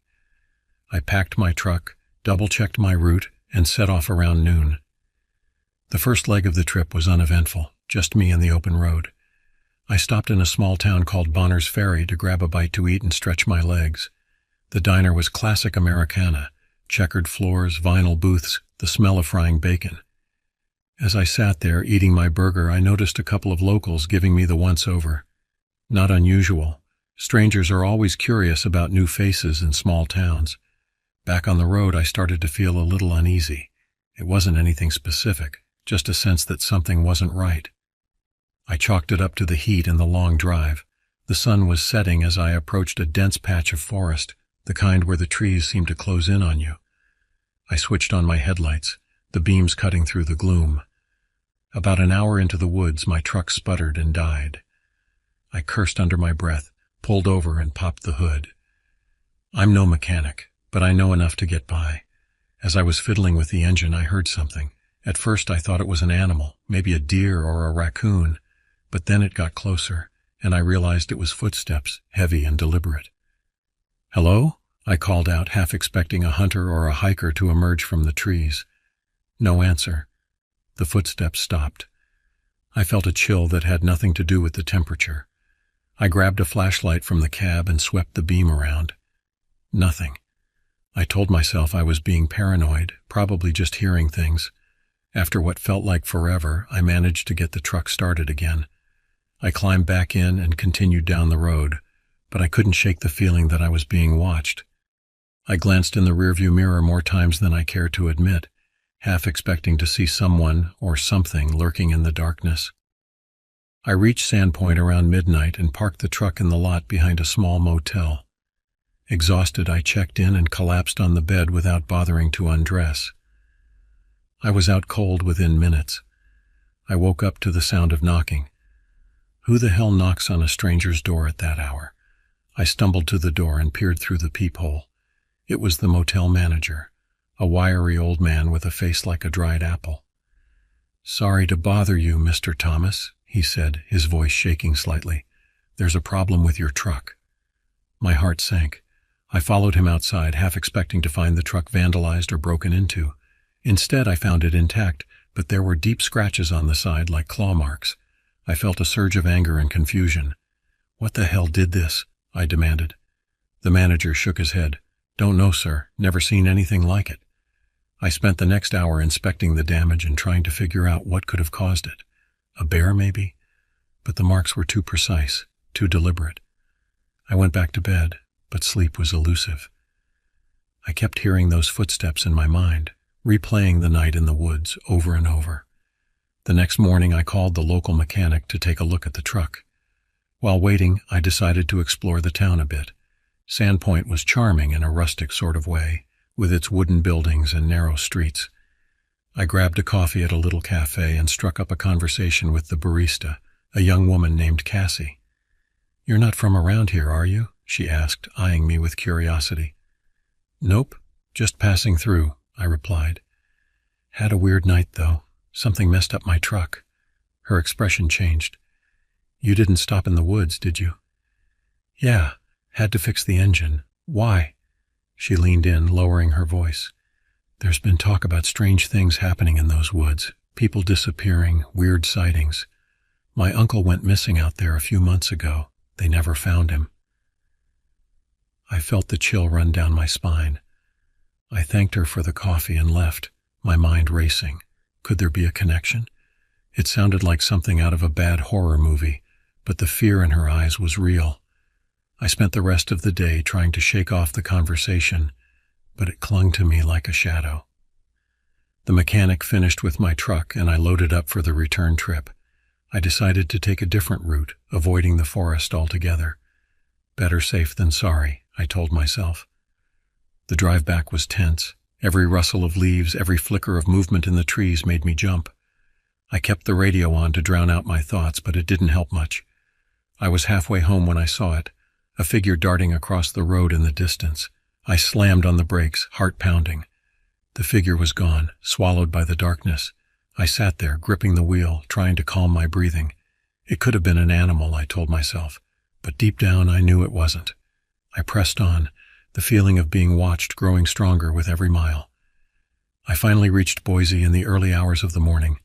I parked the truck and headed home, my mind racing. I couldn't shake the feeling that something had followed me, that I wasn't alone. I double-checked the locks on my doors and windows before collapsing into bed.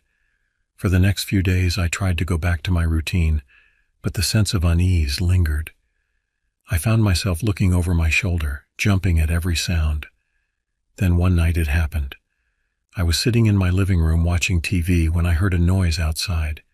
It was faint at first, like a scratching at the window. I muted the TV and listened. The scratching grew louder, more insistent. I grabbed a baseball bat from the closet and approached the window cautiously. As I pulled back the curtain, my blood ran cold. There, staring back at me, was a face. Or what used to be a face. It was twisted, deformed, with eyes that glowed in the darkness. I stumbled back, my heart hammering in my chest. The creature let out a guttural snarl and slammed its fist against the window, cracking the glass. I didn't think, I just acted. I ran to the bedroom, grabbed my shotgun, and loaded it with shaking hands. I could hear it moving around outside, scratching at the walls, trying to find a way in. I backed into the hallway, aiming the shotgun at the front door. The door burst open and the creature lunged at me. I pulled the trigger, the blast echoing through the house. The creature stumbled back, but it didn't go down. I fired again and again until the shotgun clicked empty. The creature finally collapsed, its body twitching on the floor. I stood there, gasping for breath, staring at the lifeless form. It was covered in coarse, matted fur, with long, sharp claws and teeth. It looked like something out of a nightmare, a twisted mockery of a wolf and a man. I called the police and they arrived within minutes. They took one look at the creature and called in backup. The rest of the night was a blur of questions, flashing lights, and the cold realization that I had killed something that shouldn't exist. In the days that followed, the story made the local news. They called it a wild animal attack, but I knew better. I wasn't the only one either. Cassie reached out to me, telling me about others who had seen similar creatures in the area. We started a small group, sharing our experiences and trying to make sense of what had happened. The attacks stopped after that night, but the sense of unease never really went away. I moved to a different state, changed my job, tried to leave it all behind. But some things you can't outrun. I still have nightmares, still wake up in a cold sweat, hearing those footsteps in the darkness. I don't know what it was that I killed or where it came from. All I know is that it changed my life forever.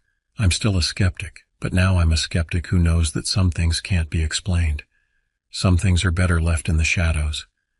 As the years passed, I tried to put that night behind me, but it was always there, lurking at the edges of my consciousness. I threw myself into my work, taking longer hauls and spending more time on the road. It was easier to keep moving than to stay in one place and let the memories catch up with me.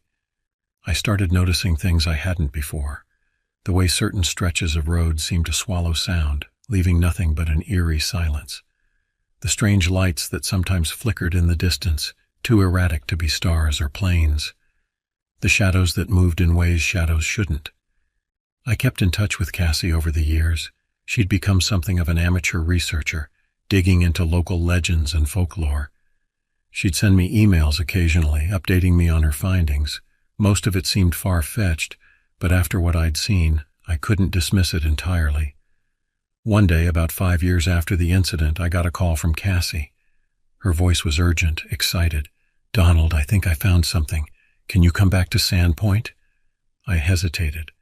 The thought of going back there made my skin crawl, but curiosity got the better of me. A week later, I found myself driving back into that town, my hands clammy on the steering wheel. Cassie met me at the same cafe where we'd first talked. She looked older, more serious. She slid a folder across the table to me. "I've been going through old town records, newspaper archives, anything I could get my hands on. Look at this." Inside the folder were photocopies of old newspaper clippings dating back to the early 1900s. Headlines jumped out at me. "Strange beast sighted in woods," "Local man missing, blood trail found," "Hunters discover mutilated animal carcasses." "It's been happening for over a century," Cassie said, her voice low. "Every few decades there's a spike in sightings, disappearances, then it goes quiet for a while only to start up again." I felt a chill run down my spine. "What are you saying?"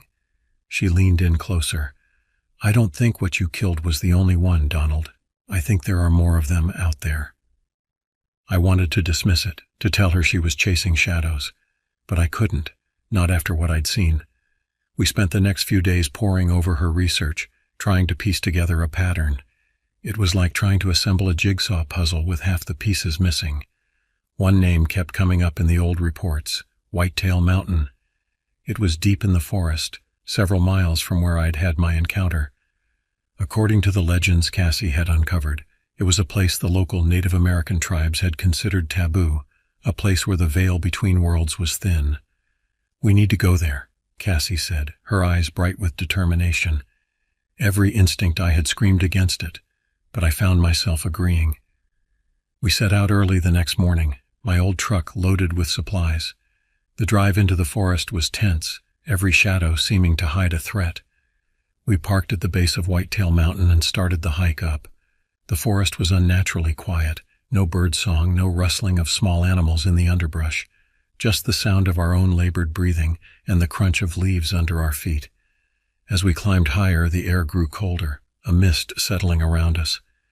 Cassie pointed out strange markings on some of the trees, deep gouges that looked like claw marks but larger than any animal I'd ever seen. We reached a small clearing near the summit as the sun was starting to set.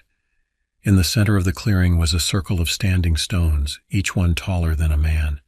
They looked ancient, covered in moss and strange symbols I didn't recognize. Cassie approached one of the stones, running her hand over the markings. "These are old," she murmured. "Really old."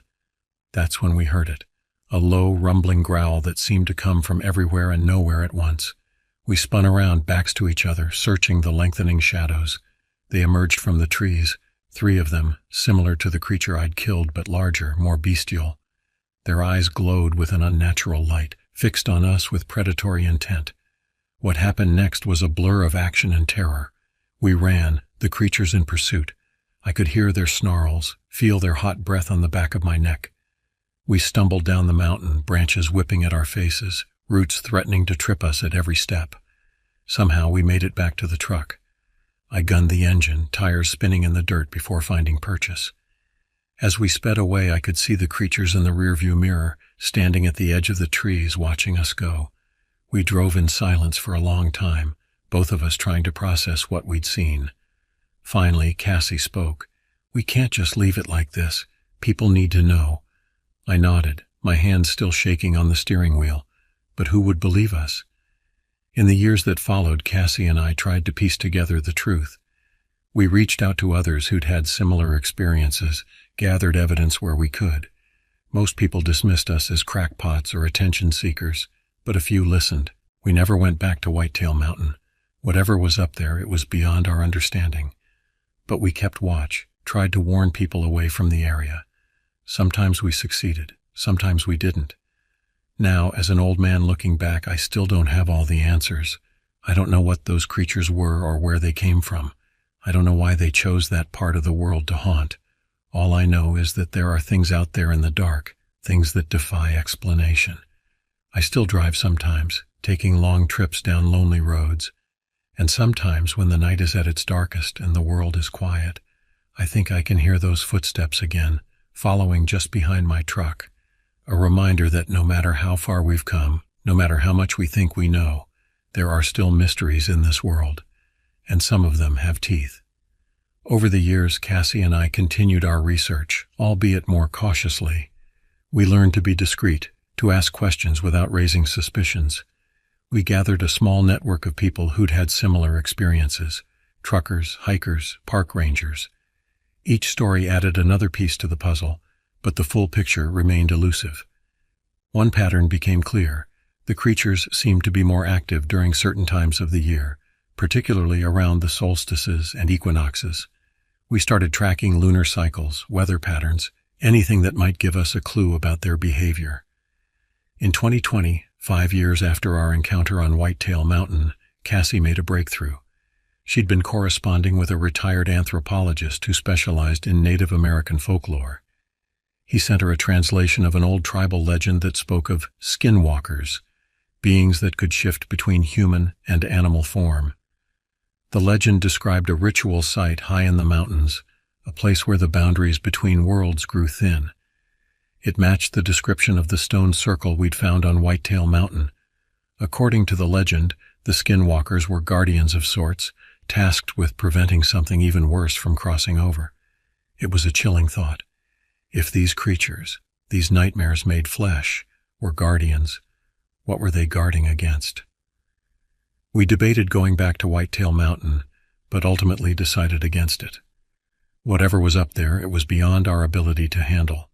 Instead, we focused on warning others, on trying to keep people safe. We set up a website disguised as a hiking and camping resource for the area.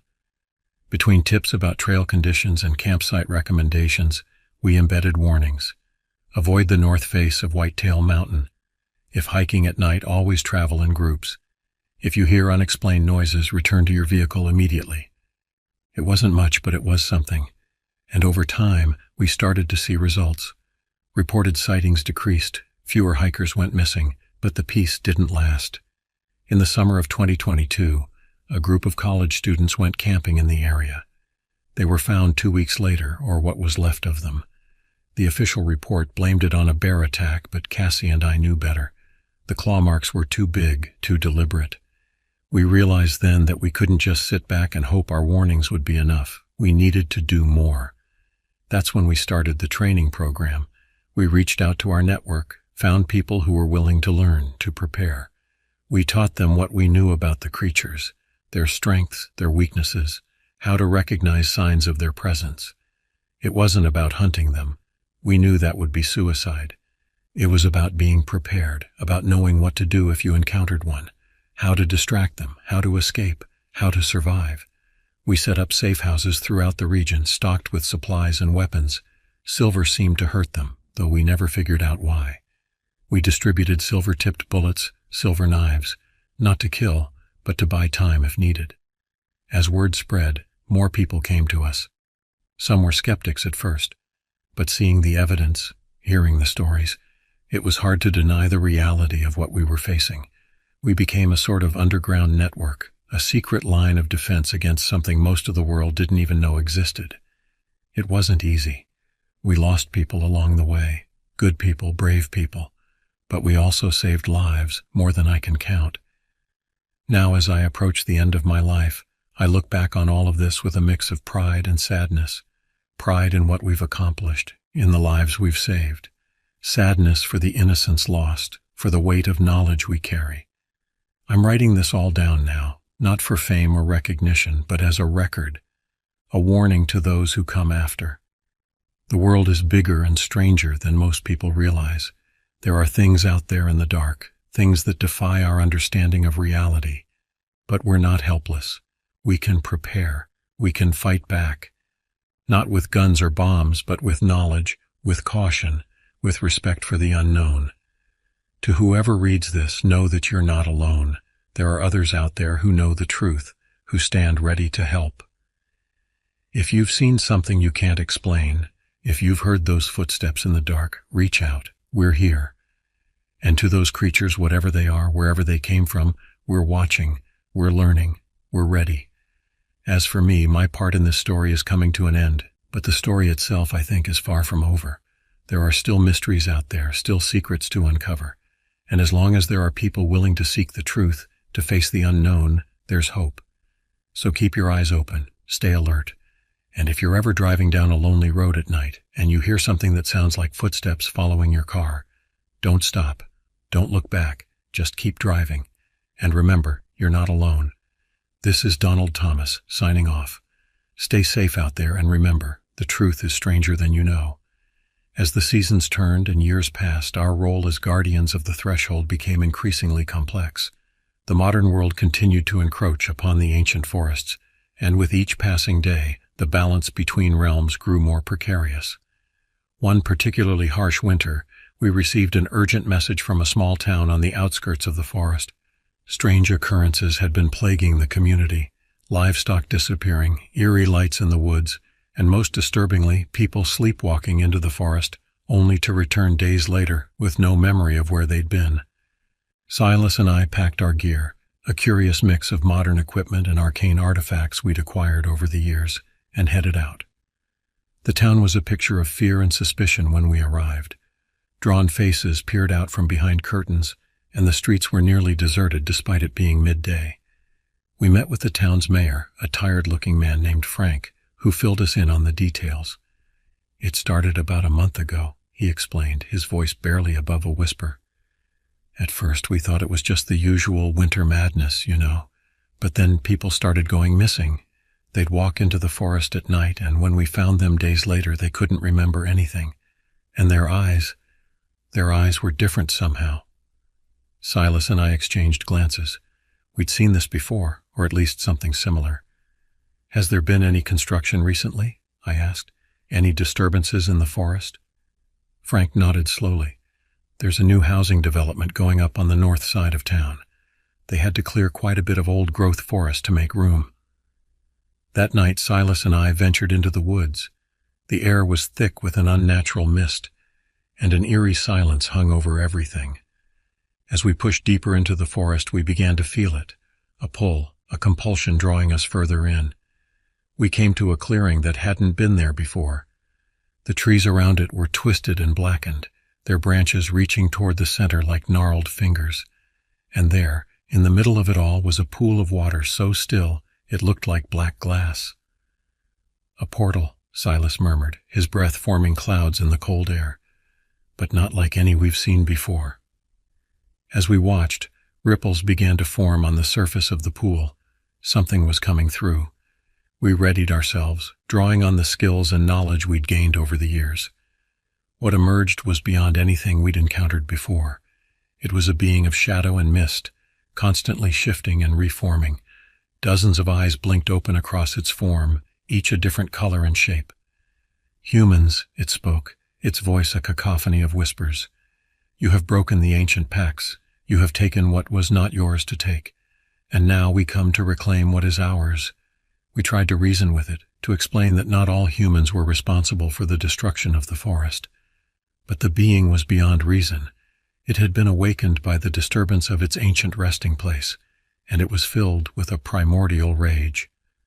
What followed was a battle unlike any we'd fought before. We drew upon every trick and technique we'd learned, every artifact and spell at our disposal. The forest around us came alive, trees bending and roots rising from the ground to aid us. Hours passed, or perhaps days. Time seemed to lose all meaning in that otherworldly struggle.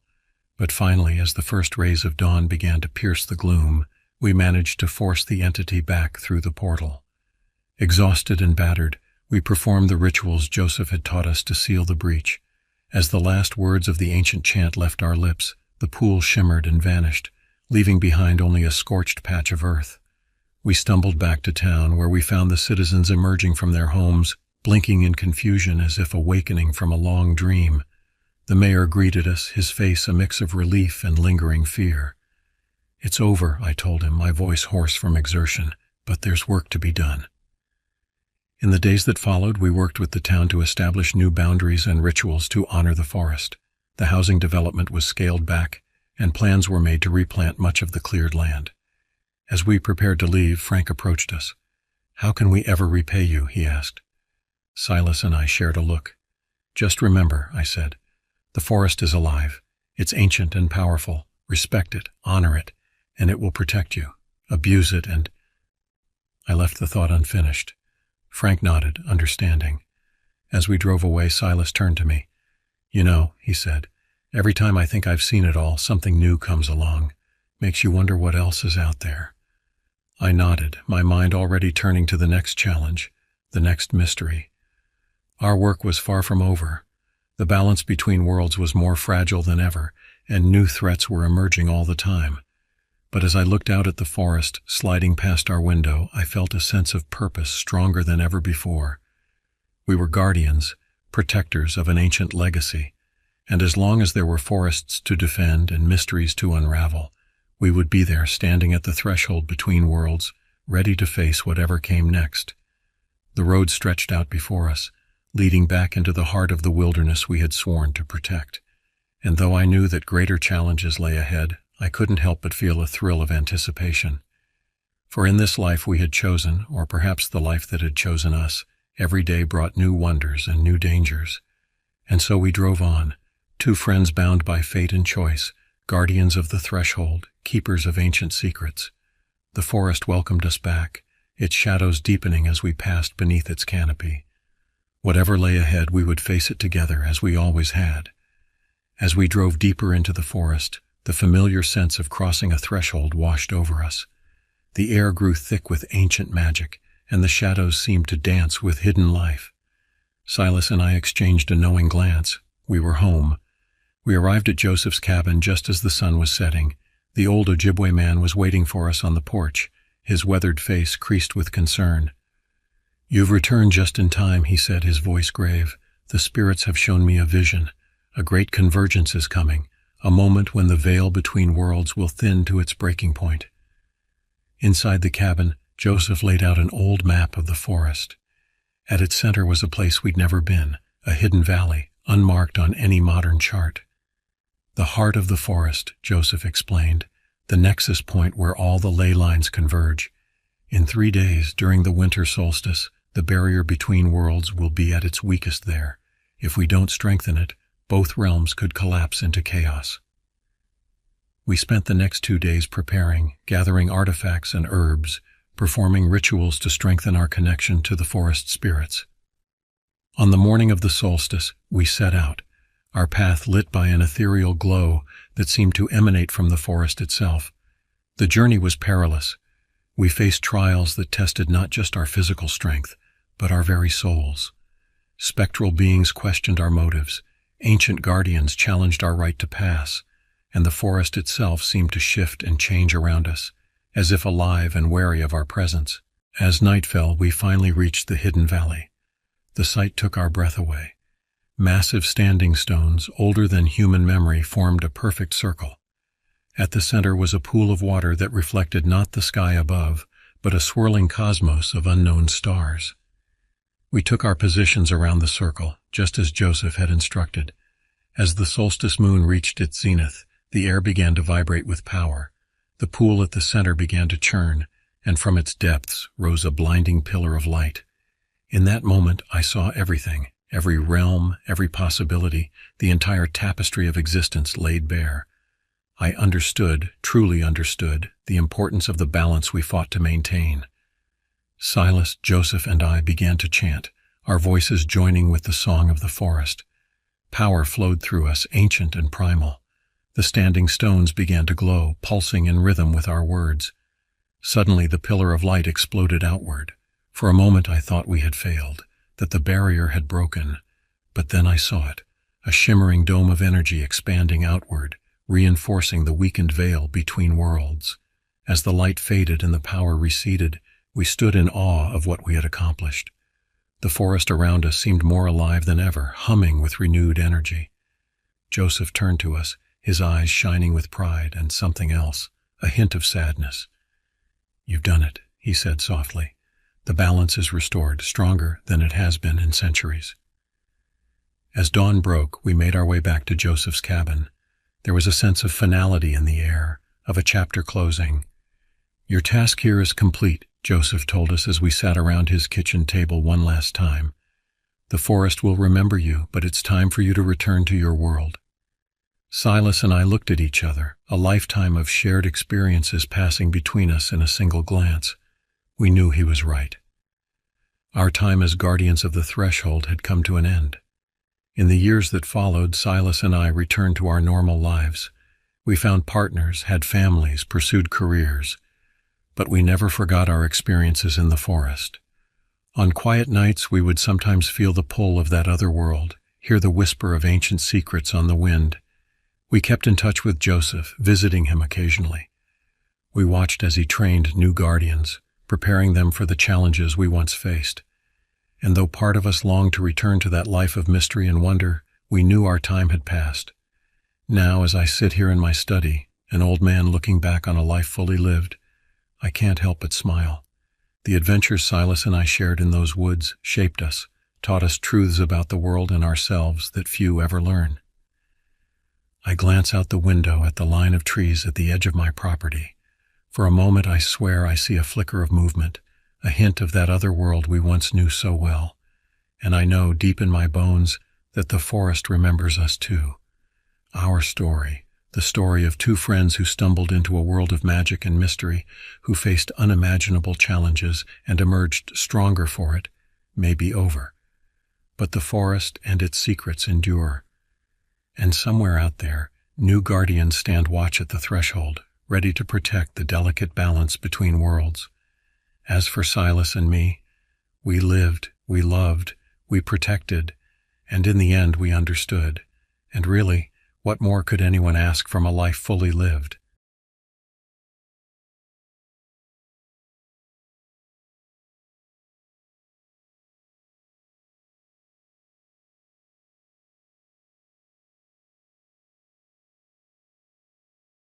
The summer of 1978 was meant to be just another season at Camp Willow Creek. I was 18, fresh out of high school, and eager to start my first year as a junior counselor. The camp had been my second home since I was a kid, and I couldn't wait to give back to the place that had given me so many fond memories. Camp Willow Creek was nestled deep in the forests of northern Minnesota, a picturesque setting with rustic cabins surrounding a sprawling lake. The air always smelled of pine and campfire smoke, a scent that even now brings me right back to those days. My best friend Max Tillman was there too. We'd known each other since we were 8, meeting on our first day at camp all those years ago. Now we were both junior counselors, responsible for a group of excited 12-year-olds. The first few weeks of camp went by in a blur of activities: canoeing on the lake, nature hikes, arts and crafts, and nightly campfires complete with ghost stories and s'mores. It was everything I remembered, and more. The kids in our cabin were a lively bunch, always up for an adventure and full of endless energy. One evening, as we were cleaning up after dinner in the mess hall, Mrs. Harper, the camp director, pulled Max and me aside. She was a stern woman in her 50s, with graying hair always pulled back in a tight bun. Her face was creased with worry lines as she spoke to us in hushed tones. "Boys, I need you to check out the old storage shed near the edge of the camp," she said, her voice low. "I've been hearing some strange noises coming from there at night. Probably just some animals, but I'd feel better if you took a look." Max and I exchanged glances.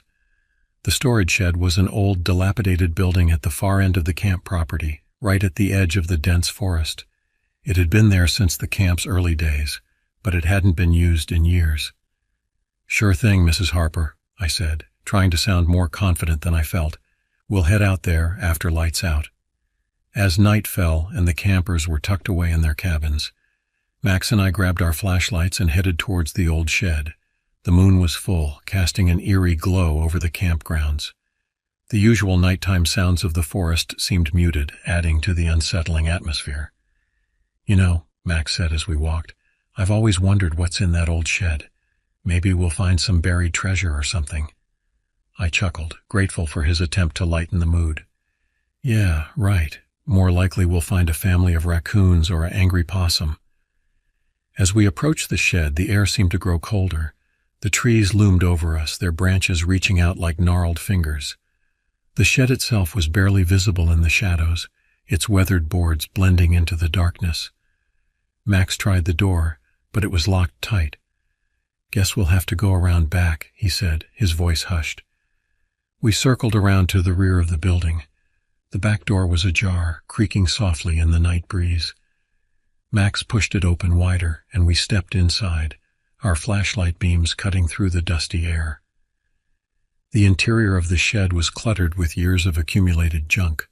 Old canoes with holes in their hulls, broken oars, moldy life jackets, and stacks of rusty folding chairs.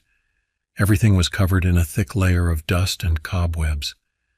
As we moved deeper into the shed, something caught my eye. In the far corner, partially hidden under a pile of old tarps, was a small, leather-bound book. I reached down and picked it up, brushing off the dust. "What's that?" Max asked, peering over my shoulder. "Looks like some kind of journal," I replied, flipping it open. The pages were yellowed with age, filled with neat, cramped handwriting. The entries were dated from the early 1960s.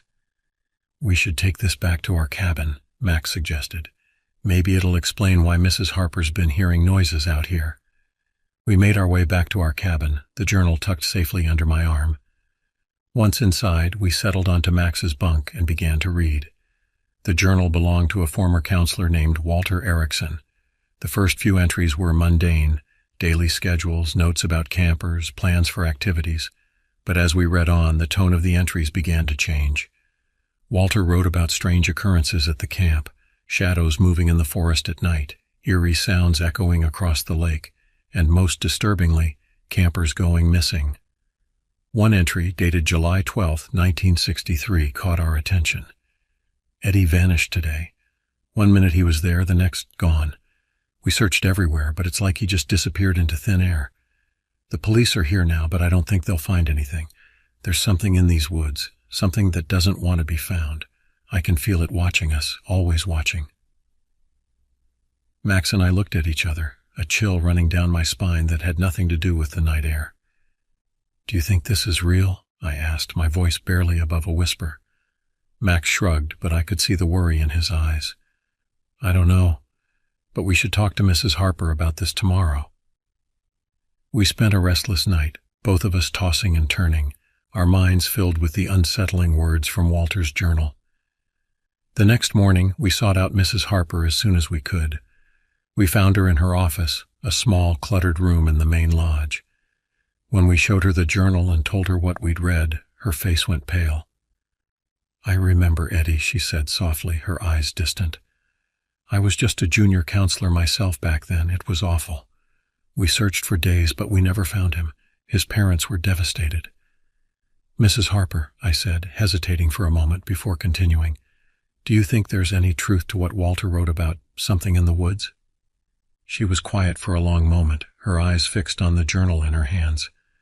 Finally, she looked up at us, her expression grave. "Boys, there are things in this world we can't always explain.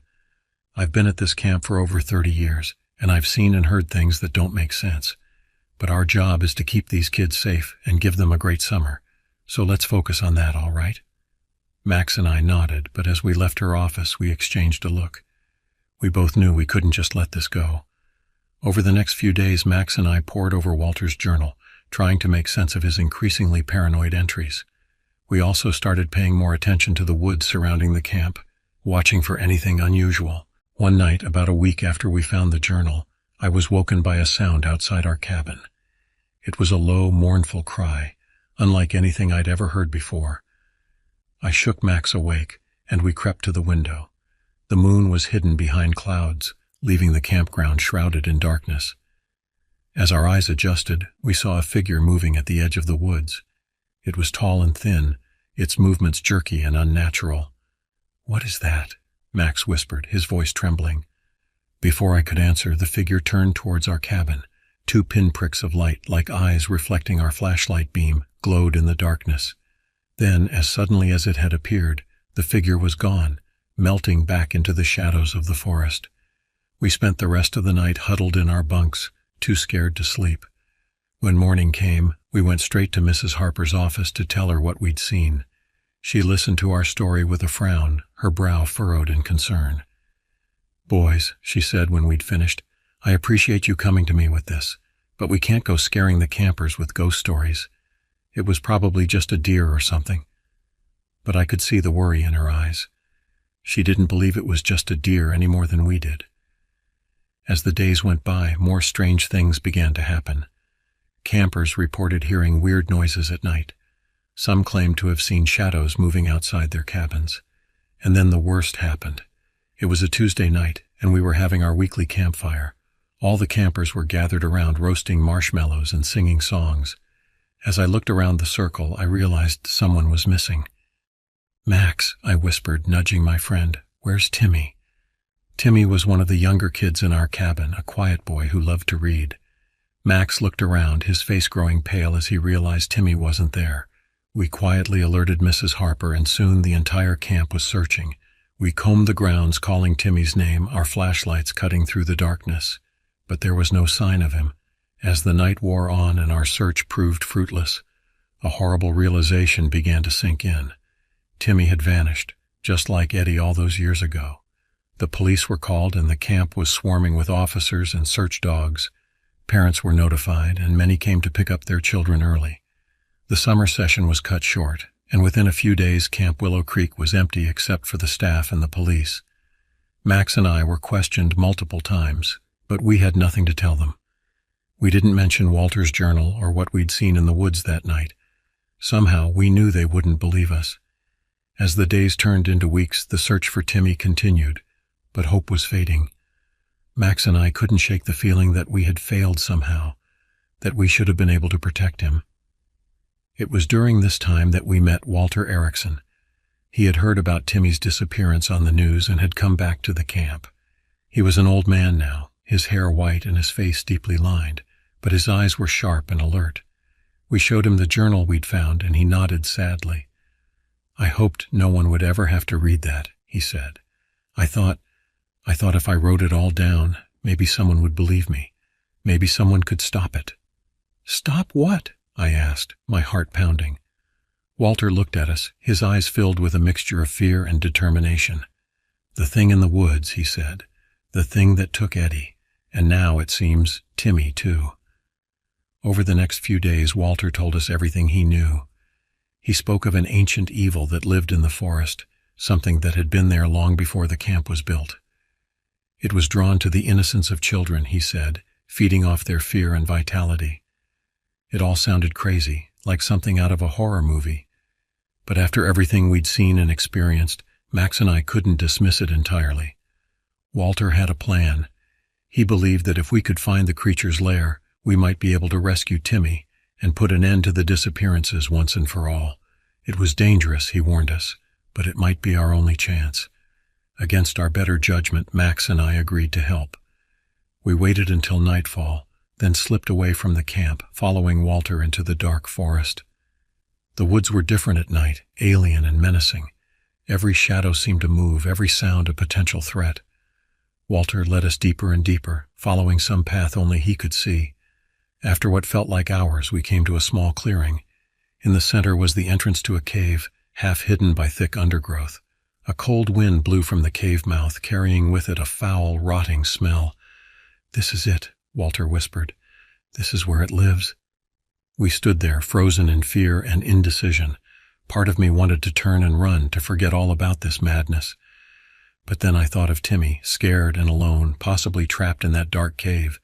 We had to try. Slowly, cautiously, we entered the cave. Our flashlight seemed weak against the oppressive darkness. The walls were damp and slimy, and the air was thick with the smell of decay.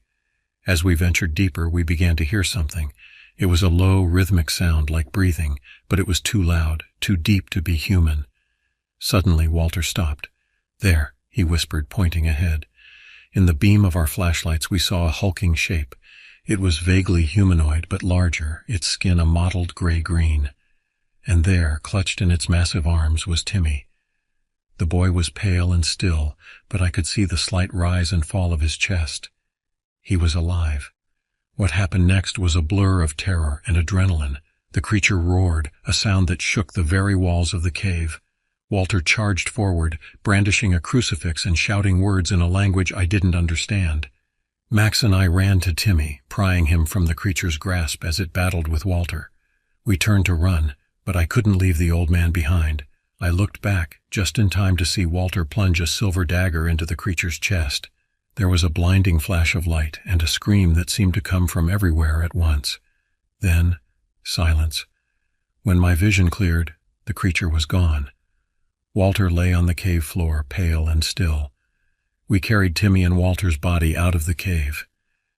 By some miracle, we found our way back to the camp. The police were called, and Timmy was reunited with his parents. He had no memory of what had happened to him. Walter was hailed as a hero who had given his life to save a child. The official story was that he had tracked Timmy to the kidnappers' hideout in the cave. No one but Max and I knew the truth, and we decided to keep it that way. Camp Willow Creek closed down after that summer. The land was sold and the buildings were torn down. Now it's just another patch of forest, indistinguishable from the miles of wilderness around it. Max and I drifted apart after that summer. The experience had changed us both, and we found it hard to relate to anyone who hadn't been through what we had. But we still talk occasionally, rehashing the events of that summer, trying to make sense of it all. Sometimes I drive up to where the camp used to be. I stand at the edge of the forest and listen. The woods are quiet now, peaceful. But sometimes, when the wind blows just right, I think I can hear a faint, mournful cry echoing among the trees, and I wonder, is it really over, or is it just waiting, biding its time until it can strike again? I don't know if I'll ever have the answer to that question, but I do know this. There are things in this world that defy explanation, things that lurk in the shadows of our rational, ordered lives. And sometimes the only thing we can do is face them head-on, armed with nothing but our courage and our conviction. That summer at Camp Willow Creek taught me that. It's a lesson I've carried with me all these years, a lesson that has shaped the person I've become. And while the memories of that time are painful, I wouldn't change them. Because in the end, it's our experiences, even the darkest ones, that make us who we are.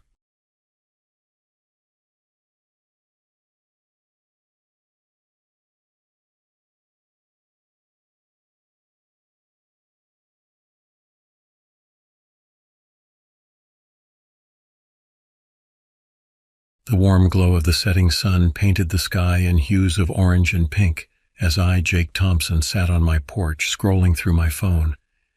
It was a Friday evening in early October, and the crisp autumn air carried the scent of fallen leaves and distant bonfires. I had just finished a long week at the local high school where I taught history, and I was looking forward to a relaxing weekend. As I mindlessly scrolled through my social media feed, a news article caught my eye. Experienced hiker vanishes without a trace in Huckleberry Swamp Nature Area. The headline sent a chill down my spine, despite the lingering warmth of the day. Huckleberry Swamp was less than an hour's drive from my home in Hartford, Connecticut, and I had hiked there numerous times over the years. Curiosity piqued, I tapped on the article and began to read. The missing hiker, identified as 42-year-old Martin Greaves, had last been seen entering the nature area 2 weeks ago. Despite extensive search efforts by local authorities and volunteers, no trace of him had been found. The article mentioned that Greaves was an experienced outdoorsman who had hiked challenging trails all over the country. As I continued reading, my phone buzzed with an incoming text message. It was from my friend Marcella Quinn, a vivacious 28-year-old librarian I had met at a local book club a few years back. "Hey Jake, Tyrese and I were thinking about doing a night hike tomorrow. You in?" I hesitated for a moment, my eyes darting back to the article about the missing hiker. A part of me wanted to mention it to Marcella, but another part dismissed the thought. After all, people went missing in the wilderness all the time, right? It was probably just a coincidence that it happened so close to home. Before I could overthink it, I typed out a reply. Sounds fun. Where were you thinking of going? Marcella's response came quickly. We were thinking Huckleberry Swamp. Tyrese says it's beautiful at night and the forecast looks clear. Meet at my place around 8. I felt a twinge of unease as I read her message. Huckleberry Swamp, the very place where that hiker had disappeared? I contemplated backing out, but the rational part of my brain kicked in. The swamp was a large area, and the chances of anything happening to us were slim to none. Plus, we'd be in a group, not hiking alone like the missing man. Count me in, I replied, pushing aside my lingering doubts. See you tomorrow at 8. As I set my phone down and gazed out at the darkening sky, I couldn't shake the feeling that I had just made a decision that would change my life forever. Little did I know how right that premonition would turn out to be. The next day passed in a blur of mundane activities. I graded papers, did some laundry, and even managed to squeeze in a quick workout at the local gym. As evening approached, I began to pack my backpack for the night hike. Flashlight? Check. Extra batteries? Check. Water bottle? Check. I methodically went through my mental checklist, ensuring I had everything I might need for a few hours in the woods. As I zipped up my pack, my eyes fell on the local newspaper sitting on my kitchen counter. The headline about the missing hiker stared back at me, seeming to mock my decision to go on this hike.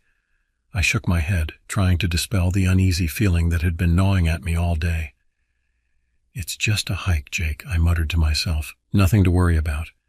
At precisely 7:45 p.m., I locked up my apartment and headed to my car. The drive to Marcella's place was short, and before I knew it, I was pulling up in front of her modest bungalow. Tyrese's beat-up pickup truck was already parked in the driveway. As I approached the front door, I could hear laughter coming from inside. I knocked, and moments later Marcella swung the door open, her face lit up with a bright smile. "Jake, you made it," she exclaimed, pulling me into a quick hug. "Come on in, we're just about ready to head out." I stepped inside, immediately enveloped by the warm, inviting atmosphere of Marcella's home. Tyrese Hillman, our other hiking companion for the night, was lounging on the couch, his tall, athletic frame barely fitting on the small piece of furniture. "Hey, man," Tyrese greeted me with a nod and a fist bump. "Ready for some night hiking?" I nodded, trying to match his enthusiasm. "As ready as I'll ever be." Marcella bustled around the living room, double-checking her own backpack. At 28, she was the youngest of our trio, but often the most organized and prepared. Her curly brown hair was pulled back into a practical ponytail, and her green eyes sparkled with excitement. "So, what made you guys decide on a night hike?" I asked, curiosity getting the better of me. Tyrese grinned, his white teeth contrasting sharply with his dark skin. "Man, you haven't lived until you've experienced the swamp at night. The sounds, the smells, it's a whole different world." Marcella nodded in agreement. "Plus, there's supposed to be a meteor shower tonight. I thought it might be cool to watch it from the observation deck in the nature area." Their enthusiasm was infectious, and I felt my earlier apprehensions start to fade. Maybe this wouldn't be so bad after all. As we made our final preparations, I debated whether or not to mention the article about the missing hiker. In the end, I decided against it. Why spoil the mood with unnecessary worry? "All right, troops," Marcella announced, hoisting her backpack onto her shoulders. "Let's move out." We piled into Tyrese's truck, the excitement palpable as we set off towards Huckleberry Swamp Nature Area. The sun had long since set, and the world outside the truck's windows was shrouded in darkness. As we drove, Tyrese regaled us with stories from his job as a park ranger. He had a way of spinning tales that made even the most mundane encounters with wildlife sound like epic adventures. Marcella and I listened, laughing at his animated descriptions and terrible animal impressions. Before long, we were pulling into the deserted parking lot of the nature area. As we climbed out of the truck, the silence of the night seemed to engulf us. The only sounds were the crunch of gravel under our boots and the distant hoot of an owl. Tyrese led the way to the trailhead, his powerful flashlight cutting through the darkness. Marcella fell in step beside him while I brought up the rear. As we passed the information board at the start of the trail, I couldn't help but notice a missing person flyer with Martin Greaves's face staring back at me. A shiver ran down my spine, and I quickened my pace to catch up with my friends. As we plunged into the dense forest, the trees seemed to close in around us, their branches reaching out like gnarled fingers in the beam of our flashlights. Little did we know that with each step, we were walking deeper into a nightmare that would haunt us for the rest of our lives. The Huckleberry Swamp Nature Area was a different place at night. During the day, it was a serene woodland, filled with the cheerful songs of birds and the rustle of small animals. But as we ventured deeper into the forest under the cover of darkness, it felt as if we had stepped into another world entirely. Our flashlights carved narrow paths through the inky blackness, illuminating twisted tree trunks and gnarled roots that seemed to reach out to trip us. The canopy above was so thick that it blocked out most of the starlight, leaving us in an almost oppressive darkness beyond the reach of our artificial light. Tyrese led the way, his confident strides betraying his familiarity with the terrain. As a park ranger, he had walked these trails countless times, but even he seemed more cautious than usual in the all-encompassing night. "Watch your step here," he called back to us, his deep voice barely above a whisper. "The trail gets a bit tricky." I glanced down, noticing how the packed dirt of the trail gave way to loose, shifting soil. The ground beneath our feet was becoming softer, spongier, a sign that we were approaching the swampy areas that gave this place its name. Marcella walked between us, her usual chatter subdued by the eerie atmosphere. Every so often she would startle at a sudden sound, the snap of a twig, the rustle of leaves, her flashlight beam darting wildly to investigate. "You okay?" I asked her softly, noticing the tension in her shoulders. She nodded, offering a weak smile. "Yeah, just a bit jumpy. It's so different here at night." I understood exactly what she meant. There was something primal about being in the woods after dark, something that stirred ancient fears buried deep in our collective subconscious. Every shadow seemed to hide a potential threat, every sound a possible danger. As we continued our hike, the trail began to wind its way deeper into the swamp. The air grew thick and heavy with moisture, carrying the pungent scent of decaying vegetation. Our boots sank slightly with each step, the soft ground threatening to swallow us whole if we lingered too long in one spot. Tyrese paused at a fork in the trail, consulting a map he'd pulled from his pocket. "If we take the left path, it'll lead us to the observation deck," he said. "Should be a good spot to watch for those meteors." We nodded in agreement and followed him down the left-hand trail. This path was narrower, less well-maintained than the main trail we'd been on. Branches reached out from the darkness, snagging our clothes and scratching at exposed skin. As we pushed forward, I couldn't shake the feeling that we were being watched. Every few steps I found myself glancing over my shoulder, searching the darkness for... what? I wasn't sure. But the sensation of unseen eyes boring into me was impossible to ignore. Suddenly, Marcella let out a startled gasp. "Did you guys see that?" she whispered, her voice tight with fear. Tyrese and I both swung our flashlights in the direction she was pointing, but saw nothing but trees and undergrowth. "See what?" Tyrese asked, his tone a mixture of concern and skepticism. Marcella shook her head, her eyes wide. I'm not sure. I thought I saw something move just at the edge of the light, like a shadow, but wrong somehow." I felt a chill run down my spine at her words. "Wrong how?" She struggled to find the right words.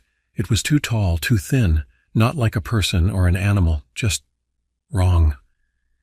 Tyrese chuckled, but it sounded forced. "Probably just a branch moving in the wind. This place can play tricks on your eyes at night." But there was no wind, I realized. The air around us was completely still, almost stagnant. We pressed on, but the atmosphere had changed. The excitement of our night hike had been replaced by a growing sense of unease. Even Tyrese, usually so laid back and confident, seemed on edge, his eyes darting from side to side as he led us forward. The trail began to slope upward, and I knew we must be nearing the observation deck. "Just a little further," I told myself. "We'll watch the meteor shower, and then we can head back. Everything will be fine." But as we crested the hill and the observation deck came into view, silhouetted against the starry sky, an unmistakable crack of a branch echoed through the night. It was close, too close, and far too loud to be caused by any small animal. We all froze, our flashlights scanning the surrounding forest. My heart pounded fiercely as I strained my eyes to penetrate the dense foliage. The moon, which had been providing at least some ambient light, chose that moment to hide behind a bank of thick clouds, plunging the forest into even deeper darkness. Marcella, Tyrese, and I shared uneasy glances. In that moment, I couldn't help but think of the missing hiker. Had he heard a similar sound before he disappeared?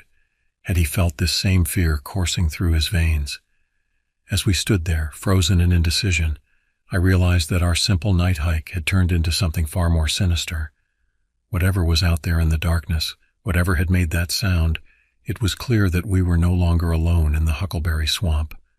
The silence that followed the loud crack was almost worse than the sound itself.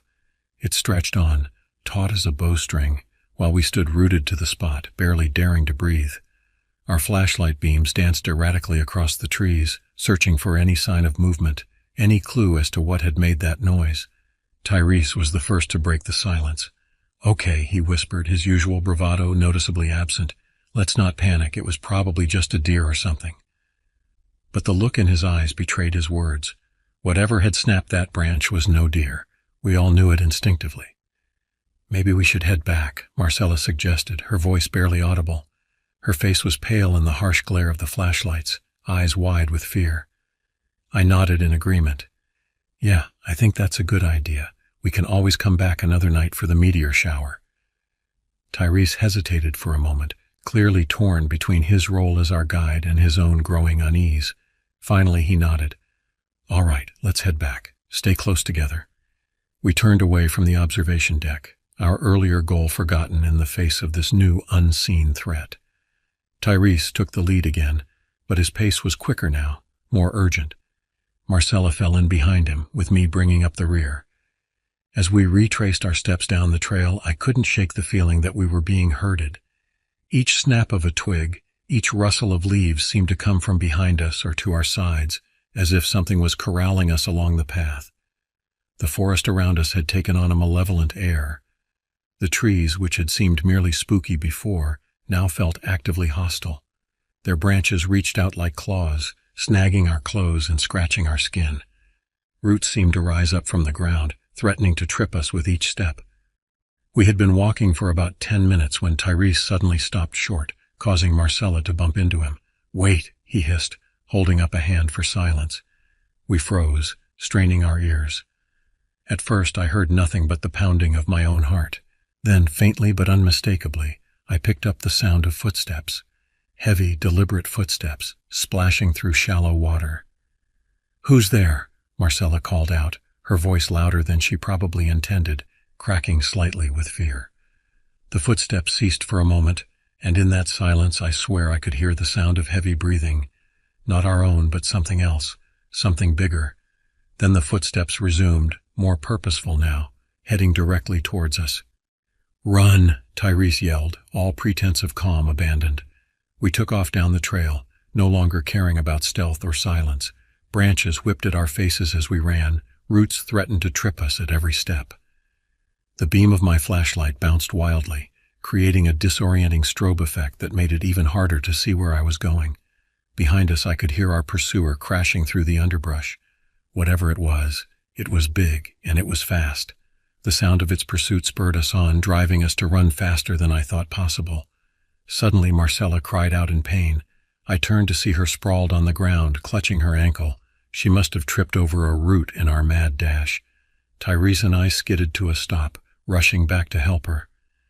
As I reached down to help Marcella up, my flashlight beam caught something that made my blood run cold. Just inches from where she had fallen lay a weathered shoe, caked with mud and partially hidden by leaves. Next to it were scraps of torn fabric, dark stains marring the tattered cloth. "Oh God," I whispered, my voice barely audible over the sound of our heavy breathing. Tyrese followed my gaze, his eyes widening as he took in the grisly scene. "We need to move," he said urgently, already bending down to help Marcella to her feet. "Can you walk?" Marcella nodded, grimacing as she put weight on her injured ankle. "I think so, but I'll be slow." "Lean on me," I offered, draping her arm over my shoulder. "We'll go as fast as we can." As we set off again, our pace significantly reduced by Marcella's injury. I couldn't help but think about the owner of that shoe. Was it the missing hiker, Martin Greaves? And if so, what had happened to him? The torn clothing and dark stains painted a gruesome picture in my mind. Our pursuer seemed to have fallen back, but I could still hear occasional crashes in the underbrush behind us, reminding us that we were far from safe. The sounds seemed to come from multiple directions now, as if we were being surrounded. "What is that thing?" Marcella whispered, her voice tight with pain and fear. "I don't know," Tyrese replied, his eyes constantly scanning the darkness around us. "But whatever it is, it's not natural." As if to confirm his words, a low, guttural growl echoed through the trees. It was unlike anything I'd ever heard before. Not quite animal, not quite human. The sound sent shivers down my spine and seemed to reverberate in my very bones. We pressed on, every step a struggle against the treacherous terrain and our own mounting terror. The oppressive darkness seemed to close in around us, our flashlights barely piercing the gloom. Strange whispers seemed to slide through the trees, just on the edge of hearing. A sour, musky stench filled the air, growing stronger with each passing moment. Then, out of the corner of my eye, I saw it. A flash of movement, too quick and too strange to properly process, but the glimpse I caught was enough to turn my blood to ice. It was a creature unlike anything I'd ever seen or imagined. Its body was covered in mottled fur, matted and tangled with twigs and leaves, but it was the creature's shape that defied logic, elongated limbs that seemed capable of bending in impossible ways, ending in viciously sharp claws, and its face, God, its face. In the brief moment I saw it, I noticed eyes like swirling pools of darkness, filled with a malevolent intelligence that was unmistakably predatory. "Run!" I yelled, my voice cracking with terror. "It's right there." We abandoned all pretense of stealth, crashing through the underbrush in a desperate bid for survival. Marcella whimpered in pain with each step, but adrenaline kept her moving. Tyrese took the lead, using his superior strength to forge a path through the dense vegetation. Behind us, the creature let out a bone-chilling screech and gave chase. I could hear it moving through the forest with unnatural speed and agility, far outpacing what should have been possible in such dense undergrowth. "We can't outrun it," Marcella gasped, her face pale with pain and fear. She was right. With her injured ankle slowing us down and the creature's inhuman speed, it was only a matter of time before it caught up to us. We needed a plan, and fast. "Tyrese," I shouted between ragged breaths, "isn't there a ranger station nearby?" Tyrese's face lit up with sudden hope. "Yes, about half a mile east of here. If we can make it there, we might have a chance." With renewed determination, we changed course, heading east as best we could while navigating the treacherous swamp. Every splash of our feet in the shallow water seemed to echo in the unnaturally quiet forest. The creature's pursuit had gone silent, which was somehow even more terrifying than hearing it crash through the underbrush. As we struggled onward, I couldn't help but wonder about the nature of our pursuer. What was this thing that defied all logical explanation? Was it some kind of undiscovered species, a government experiment gone wrong, or something even more sinister, something that shouldn't exist in our rational, scientific world? My musings were cut short as Tyrese suddenly stopped, holding up a hand for silence. For a moment, all I could hear was our labored breathing and the pounding of my own heart. Then, faintly but unmistakably, I heard voices in the distance. "The ranger station," Tyrese whispered, his voice filled with relief. "We're almost there." But our relief was short-lived. From behind us came a sound that could only be described as a roar, a sound filled with rage and hunger that shook the very air around us. The creature had realized its prey was about to escape. "Go!" I yelled, pushing Marcella forward. "Run for the station." We burst from the tree line into a small clearing. In the center stood a sturdy log building, the ranger station. Light spilled from its windows, a beacon of hope in the darkness that had surrounded us. As we sprinted across the open ground, I risked a glance back. What I saw nearly stopped my heart. The creature had emerged from the forest, its true form fully visible in the moonlight that now broke through the clouds. It was even more terrifying than the glimpses I'd caught before, a nightmarish amalgamation of animal and something utterly alien. its eyes locked onto us, filled with an intelligence and malevolence that was unmistakably otherworldly. We reached the ranger station door just as the creature let out another ear-splitting roar. Tyrese wrenched the door open, and we tumbled inside, slamming it shut behind us. Two startled rangers jumped to their feet, hands instinctively moving to their sidearms. "What the hell?" one of them exclaimed. "Lock the door," I gasped, struggling to catch my breath. "There's something out there." The rangers looked confused, but the terror in our eyes must have convinced them of the seriousness of the situation. One of them quickly secured the door while the other moved to the radio. "This is Ranger Stevens at Huckleberry Station," he said into the mic. "We have a situation here, requesting immediate backup." As the ranger called for help, I helped Marcella to a chair, finally able to examine her injured ankle. It was swollen and starting to bruise, but thankfully didn't appear to be broken. Tyrese was at the window, peering out into the darkness. "I don't see it," he muttered. "Where did it go?" As if in answer to his question, an unearthly howl split the night, causing us all to jump. It was close, too close. "What exactly is out there?" one of the rangers asked, his hand resting uneasily on his holstered gun. I opened my mouth to respond, but how could I possibly explain what we'd seen? How could I describe a creature that defied all logic and reason? Before I could formulate an answer, a tremendous crash shook the building. Wood splintered, and I turned just in time to see a monstrous clawed hand punching through the wall. The night was far from over, and our ordeal had only just begun. The ranger station erupted into chaos as the creature's massive clawed hand withdrew, leaving a gaping hole in the wall. Splinters of wood littered the floor, and the acrid smell of the beast's musk filled the air. "What the hell is that thing?" One of the rangers, the one who had been on the radio, shouted, his face pale with shock. "I don't know," Tyrese replied, his voice tight with fear. "But it's been chasing us through the swamp for the last hour." The other ranger, Stevens, I recalled, had drawn his sidearm and was aiming it at the hole in the wall. "Whatever it is, it's not getting in here," he declared, though the tremor in his voice betrayed his uncertainty. Another crash rocked the building, this time from the roof. Dust and debris rained down on us as the creature's claws tore at the shingles, searching for a way in. Marcella whimpered in fear, clutching her injured ankle. I moved to her side, trying to offer what comfort I could. "It's going to be okay," I said, wishing I could believe my own words. "Help is on the way." The radio crackled to life, startling us all. "Huckleberry Station, this is dispatch. We've got units en route to your location. ETA 20 minutes. What's your situation?" The ranger who had made the initial call rushed to respond.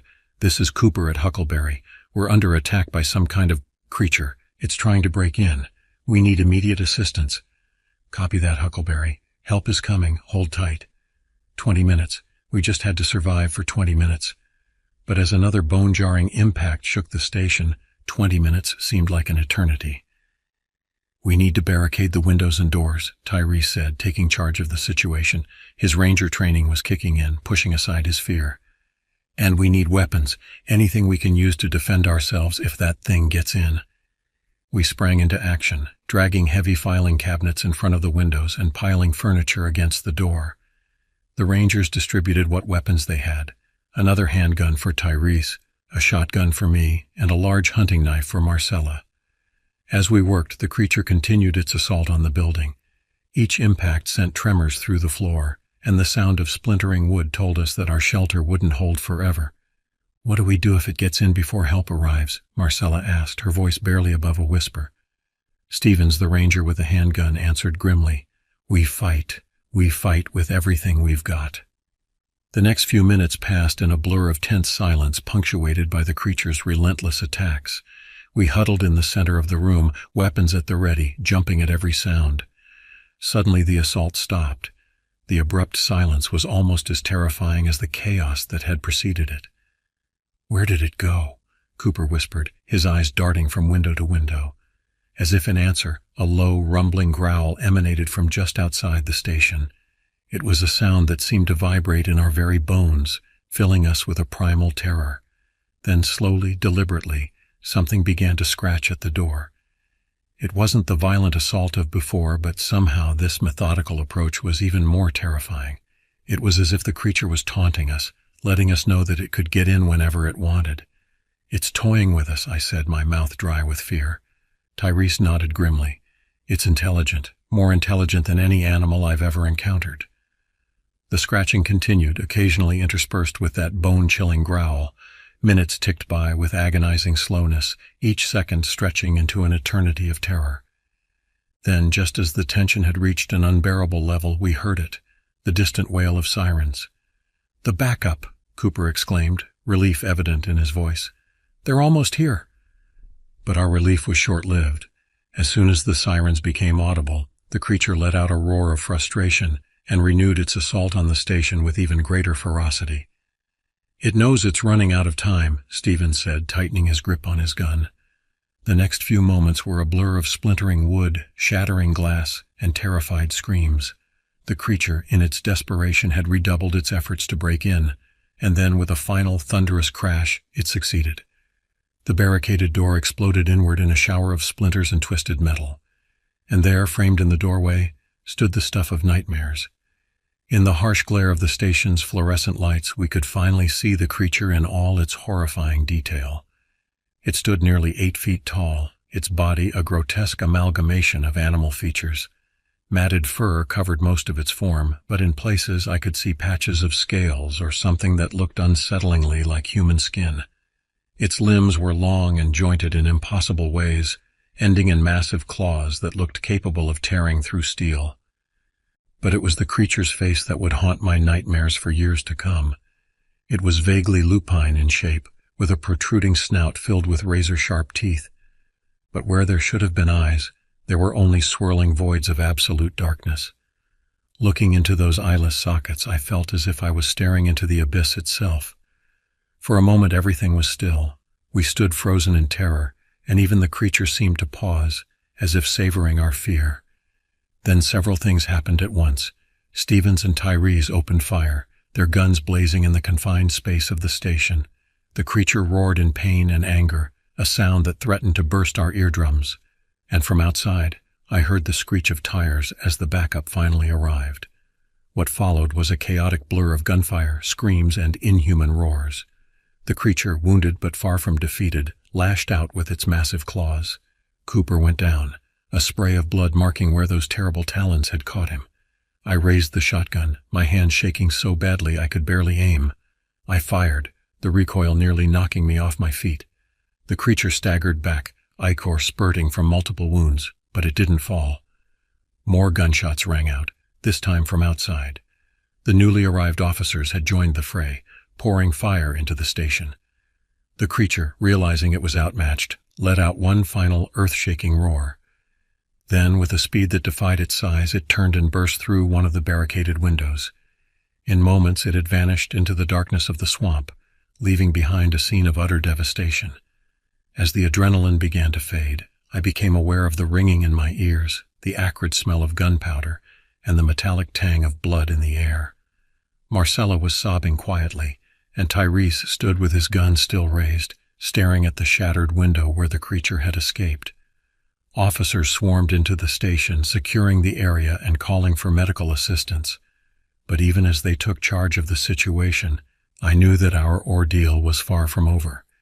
The creature was still out there, somewhere in the dark depths of Huckleberry Swamp, and something told me that this was just the beginning of a mystery that would change our lives forever. The hours following our encounter at the ranger station passed in a surreal blur. Paramedics arrived to treat our injuries, Marcella's sprained ankle, cuts and bruises for Tyrese and me, and more serious wounds for the unfortunate Ranger Cooper, who had taken the brunt of the creature's attack. As we were patched up, a steady stream of law enforcement officials arrived on the scene. Local police, state troopers, and even a few men in dark suits who refused to identify themselves beyond vague mentions of a federal task force. We were separated and questioned extensively. I found myself in one of the remaining intact rooms of the ranger station, sitting across from a stern-faced detective who introduced himself as Richard Hawthorne. "Mr. Thompson," he began, his voice gruff and no-nonsense, "I need you to tell me exactly what happened tonight, and please don't leave anything out, no matter how unusual it might seem."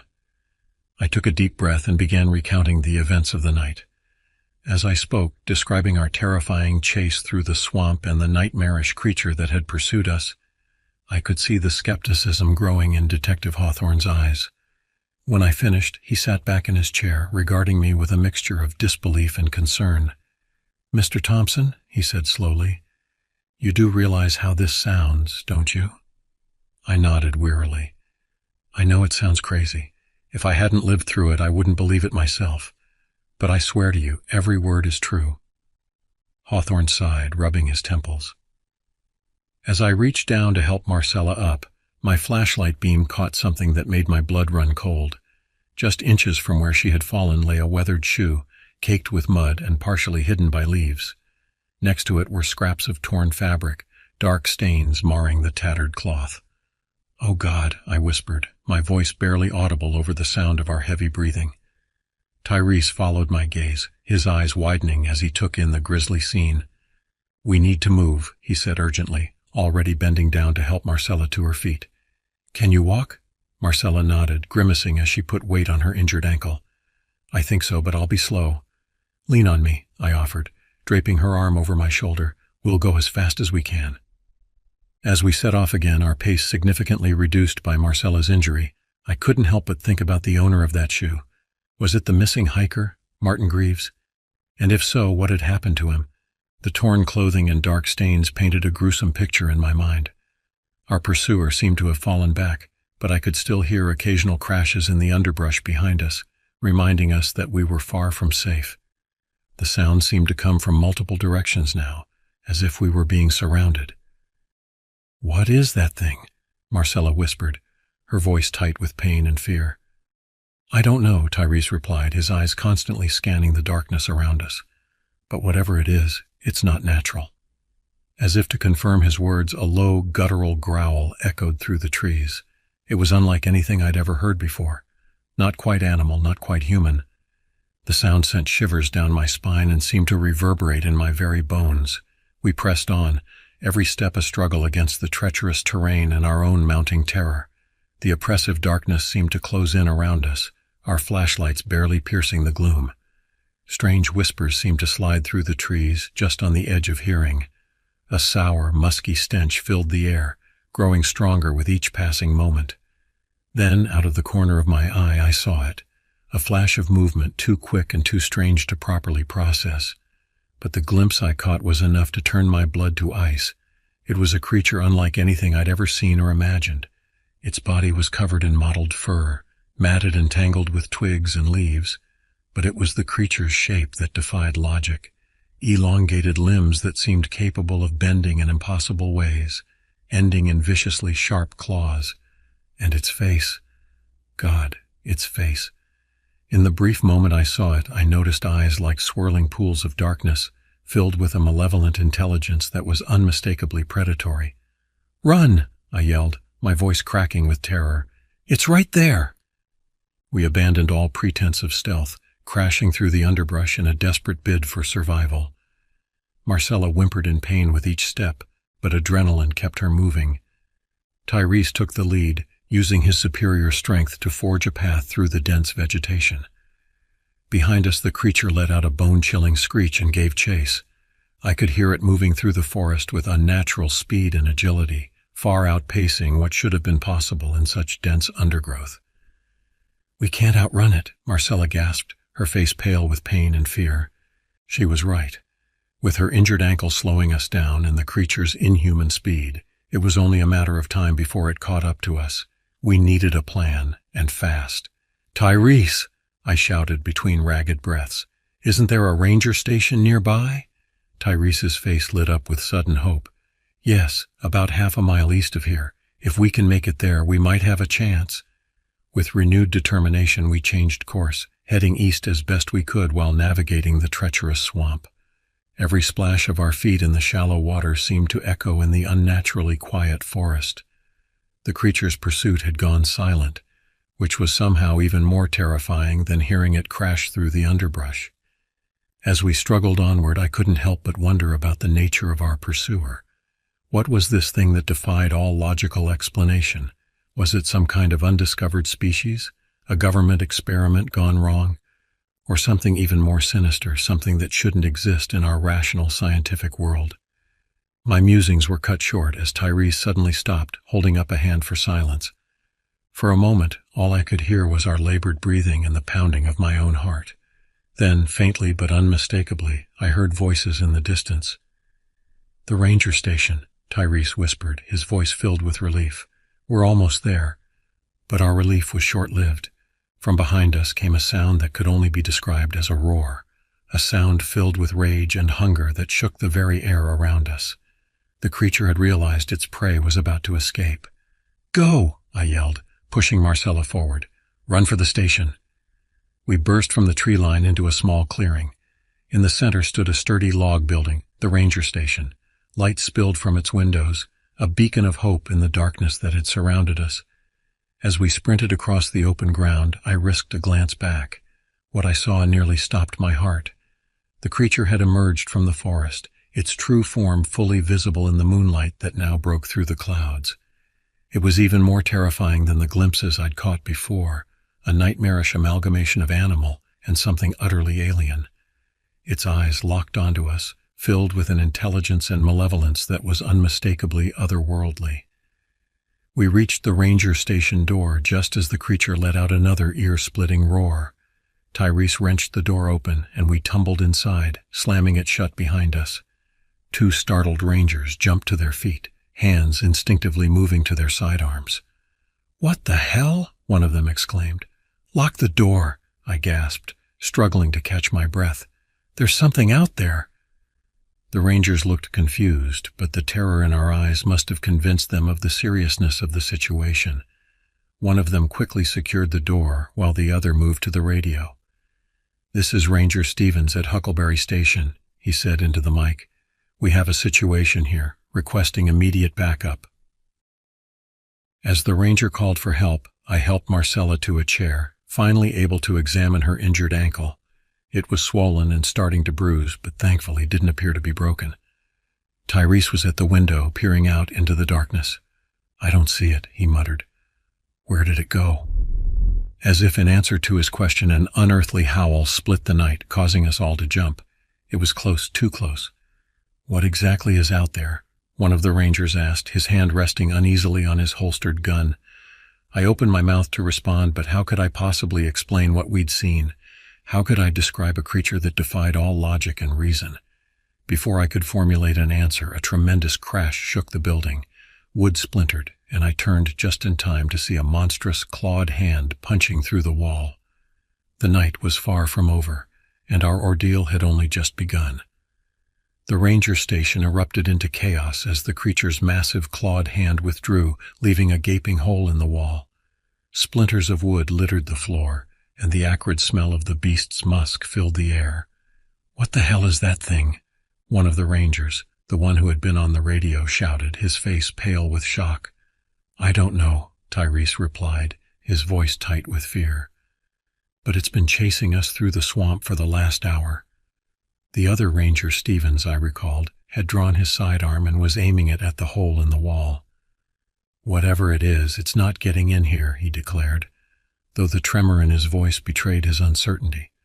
Another crash rocked the building, this time from the roof. Dust and debris rained down on us as the creature's claws tore at the shingles, searching for a way in.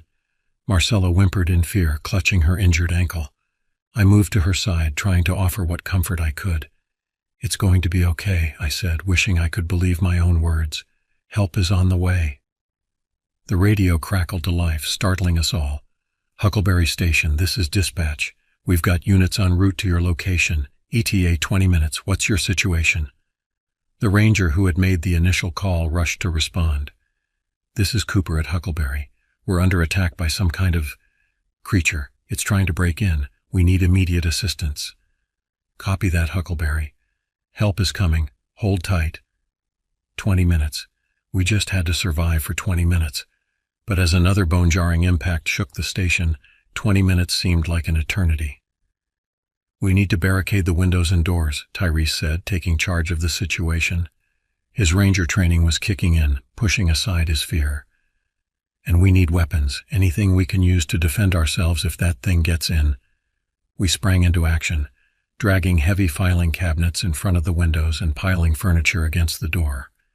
The Rangers distributed what weapons they had, another handgun for Tyrese, a shotgun for me, and a large hunting knife for Marcella. As we worked, the creature continued its assault on the building. Each impact sent tremors through the floor, and the sound of splintering wood told us that our shelter wouldn't hold forever. "What do we do if it gets in before help arrives?" Marcella asked, her voice barely above a whisper.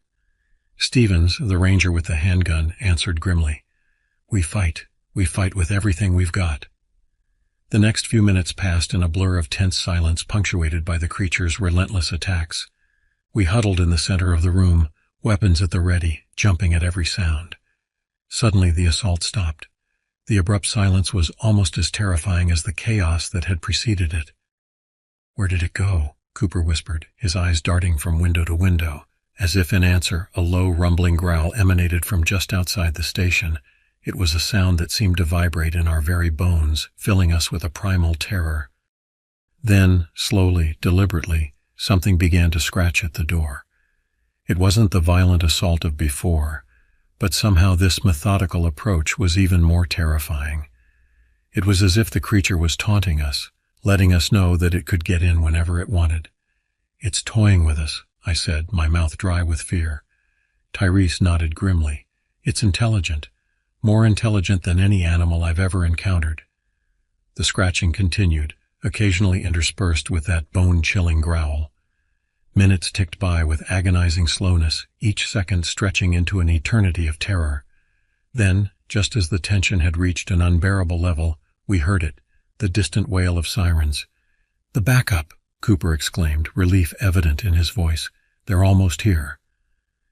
But our relief was short-lived. As soon as the sirens became audible, the creature let out a roar of frustration and renewed its assault on the station with even greater ferocity. "It knows it's running out of time," Stevens said, tightening his grip on his gun. The next few moments were a blur of splintering wood, shattering glass, and terrified screams. The creature, in its desperation, had redoubled its efforts to break in, and then, with a final, thunderous crash, it succeeded. The barricaded door exploded inward in a shower of splinters and twisted metal, and there, framed in the doorway, stood the stuff of nightmares. In the harsh glare of the station's fluorescent lights, we could finally see the creature in all its horrifying detail. It stood nearly 8 feet tall, its body a grotesque amalgamation of animal features. Matted fur covered most of its form, but in places I could see patches of scales or something that looked unsettlingly like human skin. Its limbs were long and jointed in impossible ways, ending in massive claws that looked capable of tearing through steel. But it was the creature's face that would haunt my nightmares for years to come. It was vaguely lupine in shape, with a protruding snout filled with razor-sharp teeth. But where there should have been eyes, there were only swirling voids of absolute darkness. Looking into those eyeless sockets, I felt as if I was staring into the abyss itself. For a moment, everything was still. We stood frozen in terror, and even the creature seemed to pause, as if savoring our fear. Then several things happened at once. Stevens and Tyrese opened fire, their guns blazing in the confined space of the station. The creature roared in pain and anger, a sound that threatened to burst our eardrums. And from outside I heard the screech of tires as the backup finally arrived. What followed was a chaotic blur of gunfire, screams, and inhuman roars. The creature, wounded but far from defeated, lashed out with its massive claws. Cooper went down, a spray of blood marking where those terrible talons had caught him. I raised the shotgun, my hands shaking so badly I could barely aim. I fired, the recoil nearly knocking me off my feet. The creature staggered back, ichor spurting from multiple wounds, but it didn't fall. More gunshots rang out, this time from outside. The newly arrived officers had joined the fray, pouring fire into the station. The creature, realizing it was outmatched, let out one final earth-shaking roar. Then, with a speed that defied its size, it turned and burst through one of the barricaded windows. In moments it had vanished into the darkness of the swamp, leaving behind a scene of utter devastation. As the adrenaline began to fade, I became aware of the ringing in my ears, the acrid smell of gunpowder, and the metallic tang of blood in the air. Marcella was sobbing quietly, and Tyrese stood with his gun still raised, staring at the shattered window where the creature had escaped. Officers swarmed into the station, securing the area and calling for medical assistance. But even as they took charge of the situation, I knew that our ordeal was far from over. The creature was still out there, somewhere in the dark depths of Huckleberry Swamp, and something told me that this was just the beginning of a mystery that would change our lives forever. The hours following our encounter at the ranger station passed in a surreal blur. Paramedics arrived to treat our injuries, Marcella's sprained ankle, cuts and bruises for Tyrese and me, and more serious wounds for the unfortunate Ranger Cooper, who had taken the brunt of the creature's attack. As we were patched up, a steady stream of law enforcement officials arrived on the scene. Local police, state troopers, and even a few men in dark suits who refused to identify themselves beyond vague mentions of a federal task force. We were separated and questioned extensively. I found myself in one of the remaining intact rooms of the ranger station, sitting across from a stern-faced detective who introduced himself as Richard Hawthorne. "Mr. Thompson," he began, his voice gruff and no-nonsense, "I need you to tell me exactly what happened tonight, and please don't leave anything out, no matter how unusual it might seem." I took a deep breath and began recounting the events of the night. As I spoke, describing our terrifying chase through the swamp and the nightmarish creature that had pursued us, I could see the skepticism growing in Detective Hawthorne's eyes.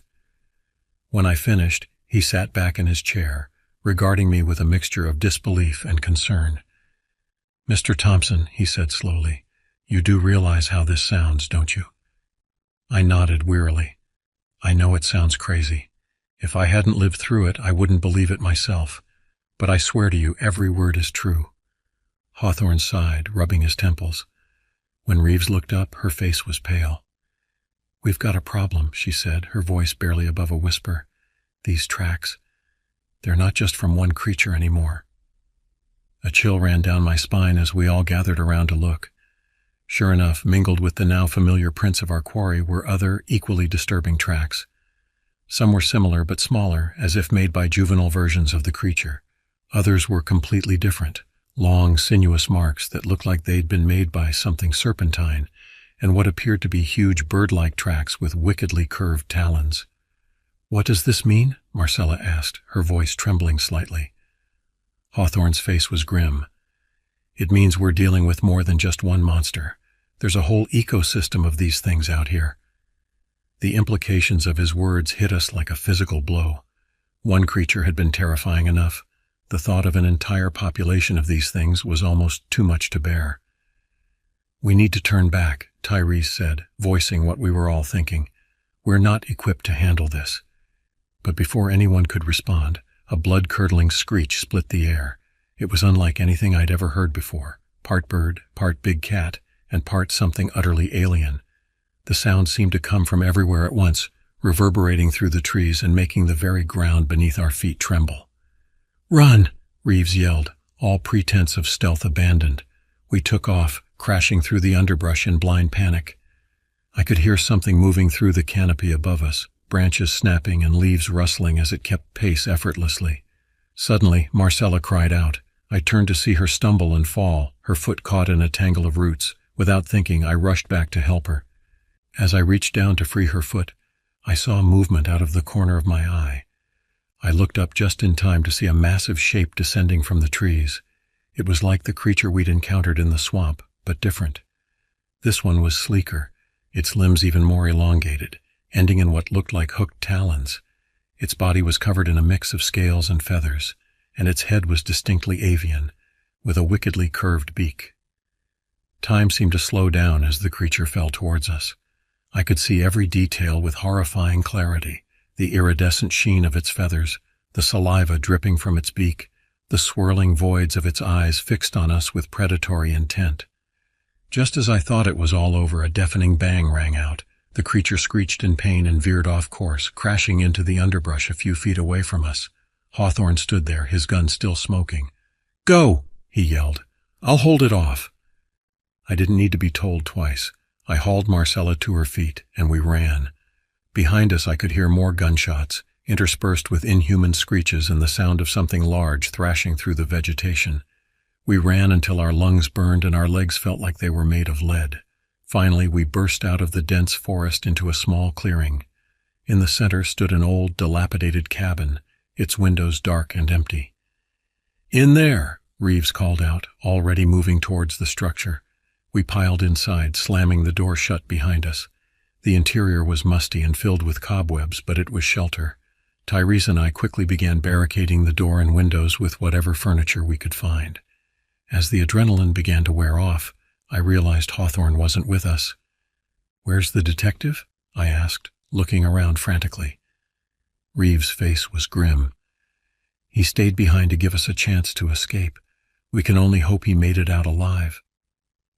A heavy silence fell over us as the reality of our situation sank in. We were trapped in an unknown part of the forest, surrounded by creatures that defied explanation, with no idea if help was coming. As night began to fall, casting long shadows through the cracks in the boarded-up windows, we huddled together in the center of the cabin. The sounds of the forest outside had changed, filled now with strange calls and movements that sent shivers down our spines. "What do we do now?" Marcella whispered, her voice tight with fear. Reeves checked her weapon, her face set in grim determination. "We survive the night, and come morning we find a way out of this forest. Whatever's happening here, it's bigger than we thought. We need to get this information to people who can help." As we settled in for a long, terrifying night, I couldn't shake the feeling that we had stumbled upon something far more significant than a simple monster hunt.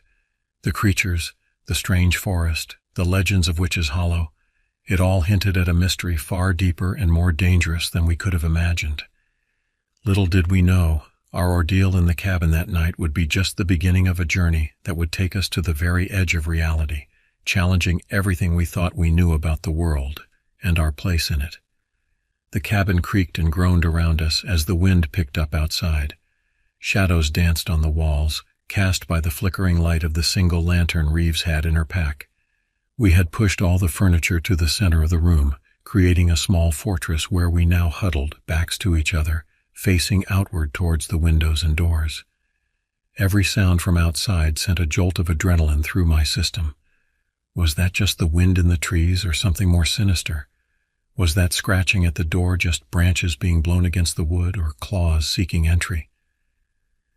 "We should take turns keeping watch," Reeves said, her voice low but steady. 2-hour shifts. I'll take first watch." We nodded in agreement, grateful for her calm leadership in this nightmare scenario. As the others tried to get some rest, I found myself unable to close my eyes. Every time I did, I saw that bird-like creature descending from the trees, its void-like eyes fixed on me with murderous intent. About an hour into Reeves' watch, a new sound cut through the night, a low, mournful howl that seemed to come from everywhere and nowhere at once. It was joined by another, then another, until the air was filled with an otherworldly chorus that made the hair on the back of my neck stand on end. "What is that?" Marcella whispered, sitting up from where she had been trying to sleep. Tyrese, his ranger training evident in the way he cocked his head to listen, frowned deeply. "It's not like any animal call I've ever heard. It's almost like they're singing." As we listened, I realized he was right.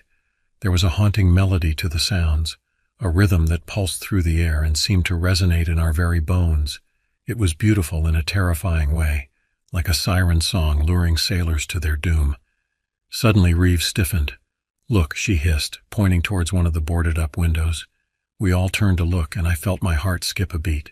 Through a small gap in the planks, I could see movement outside. Shapes were moving in the darkness, fluid and ethereal. They seemed to glow faintly with an inner light, casting eerie shadows as they danced through the trees. "What are they?" I whispered, unable to tear my eyes away from the mesmerizing sight. "I don't know," Reeves replied, her voice tight with tension. "But whatever they are, they're not natural." As we watched, transfixed, one of the shapes drew closer to the cabin. It paused just outside the window, and for a moment I could make out more details. It was vaguely humanoid, but its proportions were all wrong. Its limbs were too long, too fluid, as if they weren't constrained by bones or joints. Its head was elongated and eyeless, with a mouth that seemed to take up half its face. Then, slowly, deliberately, it turned to face the window. Even though it had no eyes, I felt with absolute certainty that it was looking directly at me. A voice, not heard with my ears but felt in my mind, whispered, "Come out, join us, become one with the forest." I recoiled, scrambling backwards until my back hit the far wall of the cabin. The others looked at me in alarm. "What's wrong?" Tyrese asked, reaching out to steady me. I opened my mouth to explain, but no words came out. How could I describe the alien presence I had felt in my mind, the terrifying allure of its invitation? Before I could find my voice, a new sound cut through the night, a human scream filled with pain and terror. We all froze, exchanging horrified glances. "That came from the east," Reeves said, already moving towards the door. "Someone's out there." "We can't go out there," Marcella protested. "Those things are still out there." Reeves paused, her hand on the makeshift barricade.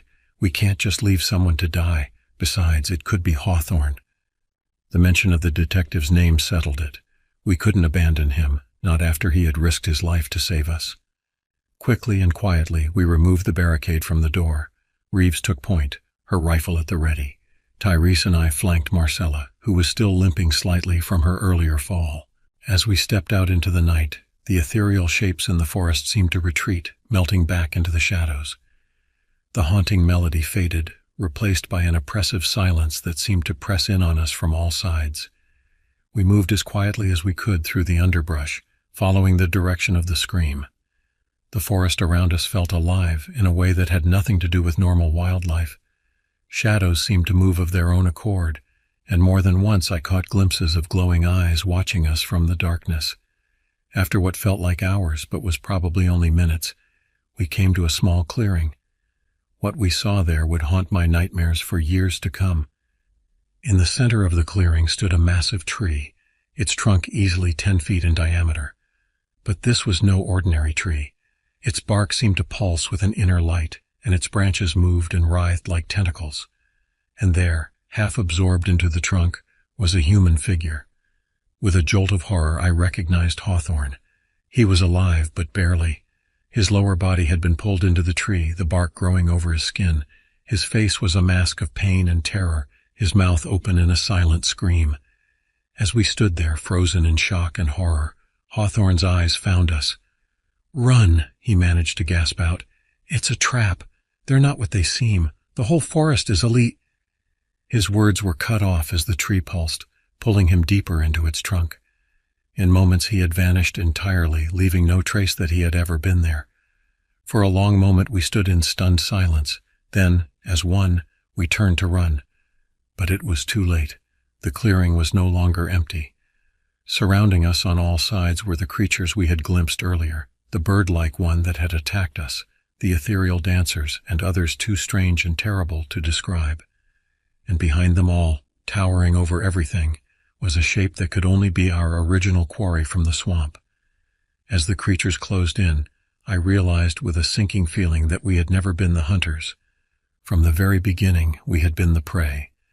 And now, deep in this impossible forest, our hunt had come to its inevitable, terrifying conclusion. The true nature of Witch's Hollow, and the dark secret at the heart of the forest, was about to be revealed.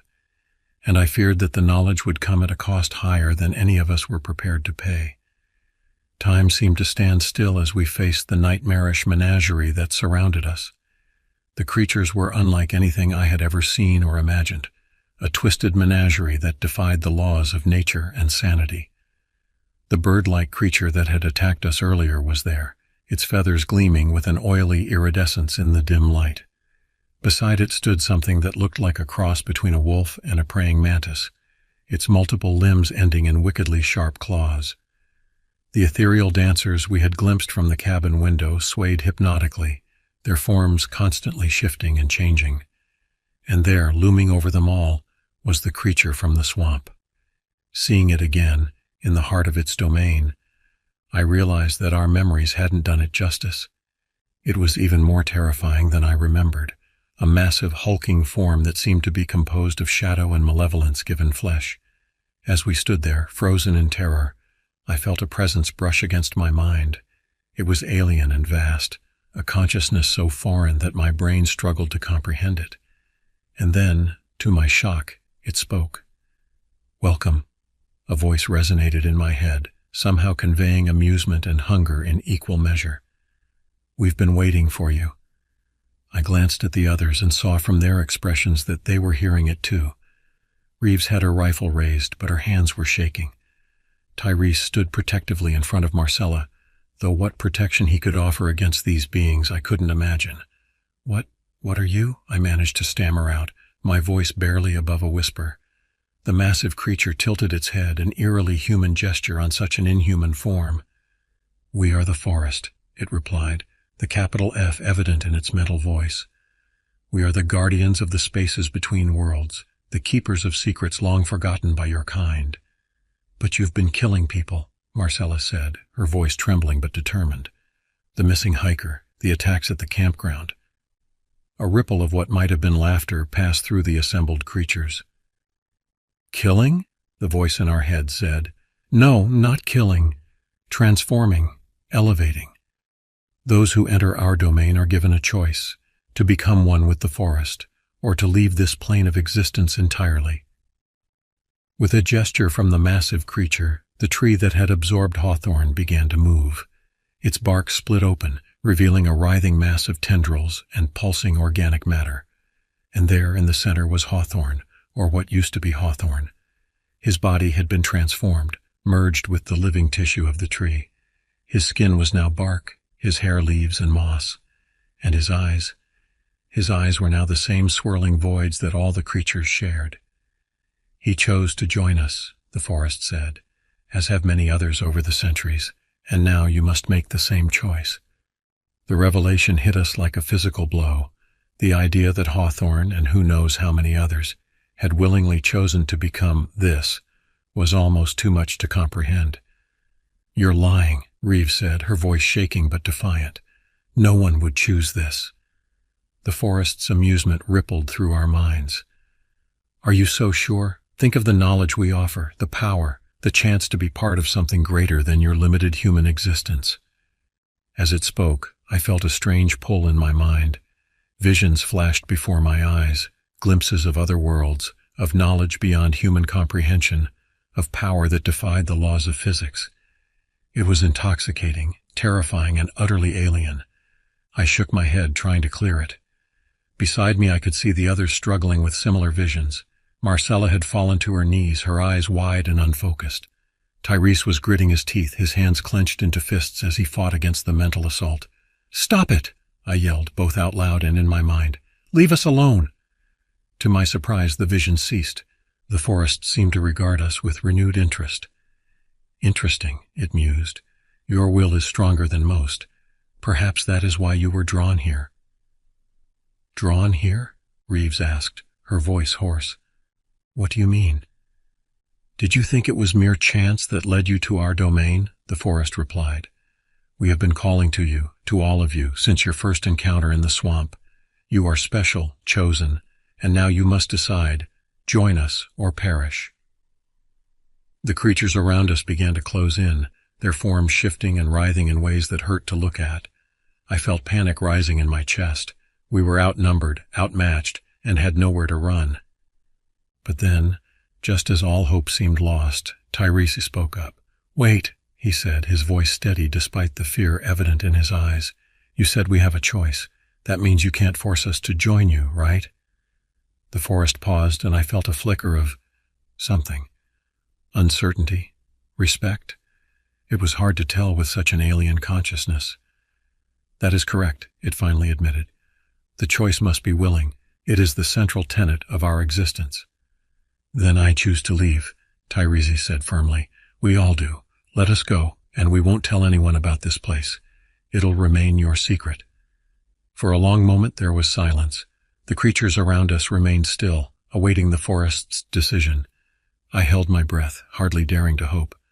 Finally the forest spoke. "Your offer is acceptable. But know this. Once you leave, you can never return. The knowledge of this place will fade from your minds, becoming nothing more than a half-remembered dream. And should you ever speak of what you've seen here, no one will believe you." Relief washed over me, so intense it made my knees weak. We were going to survive. We were going to go home. But then Marcella spoke up, her voice quiet but clear. What if one of us wanted to stay?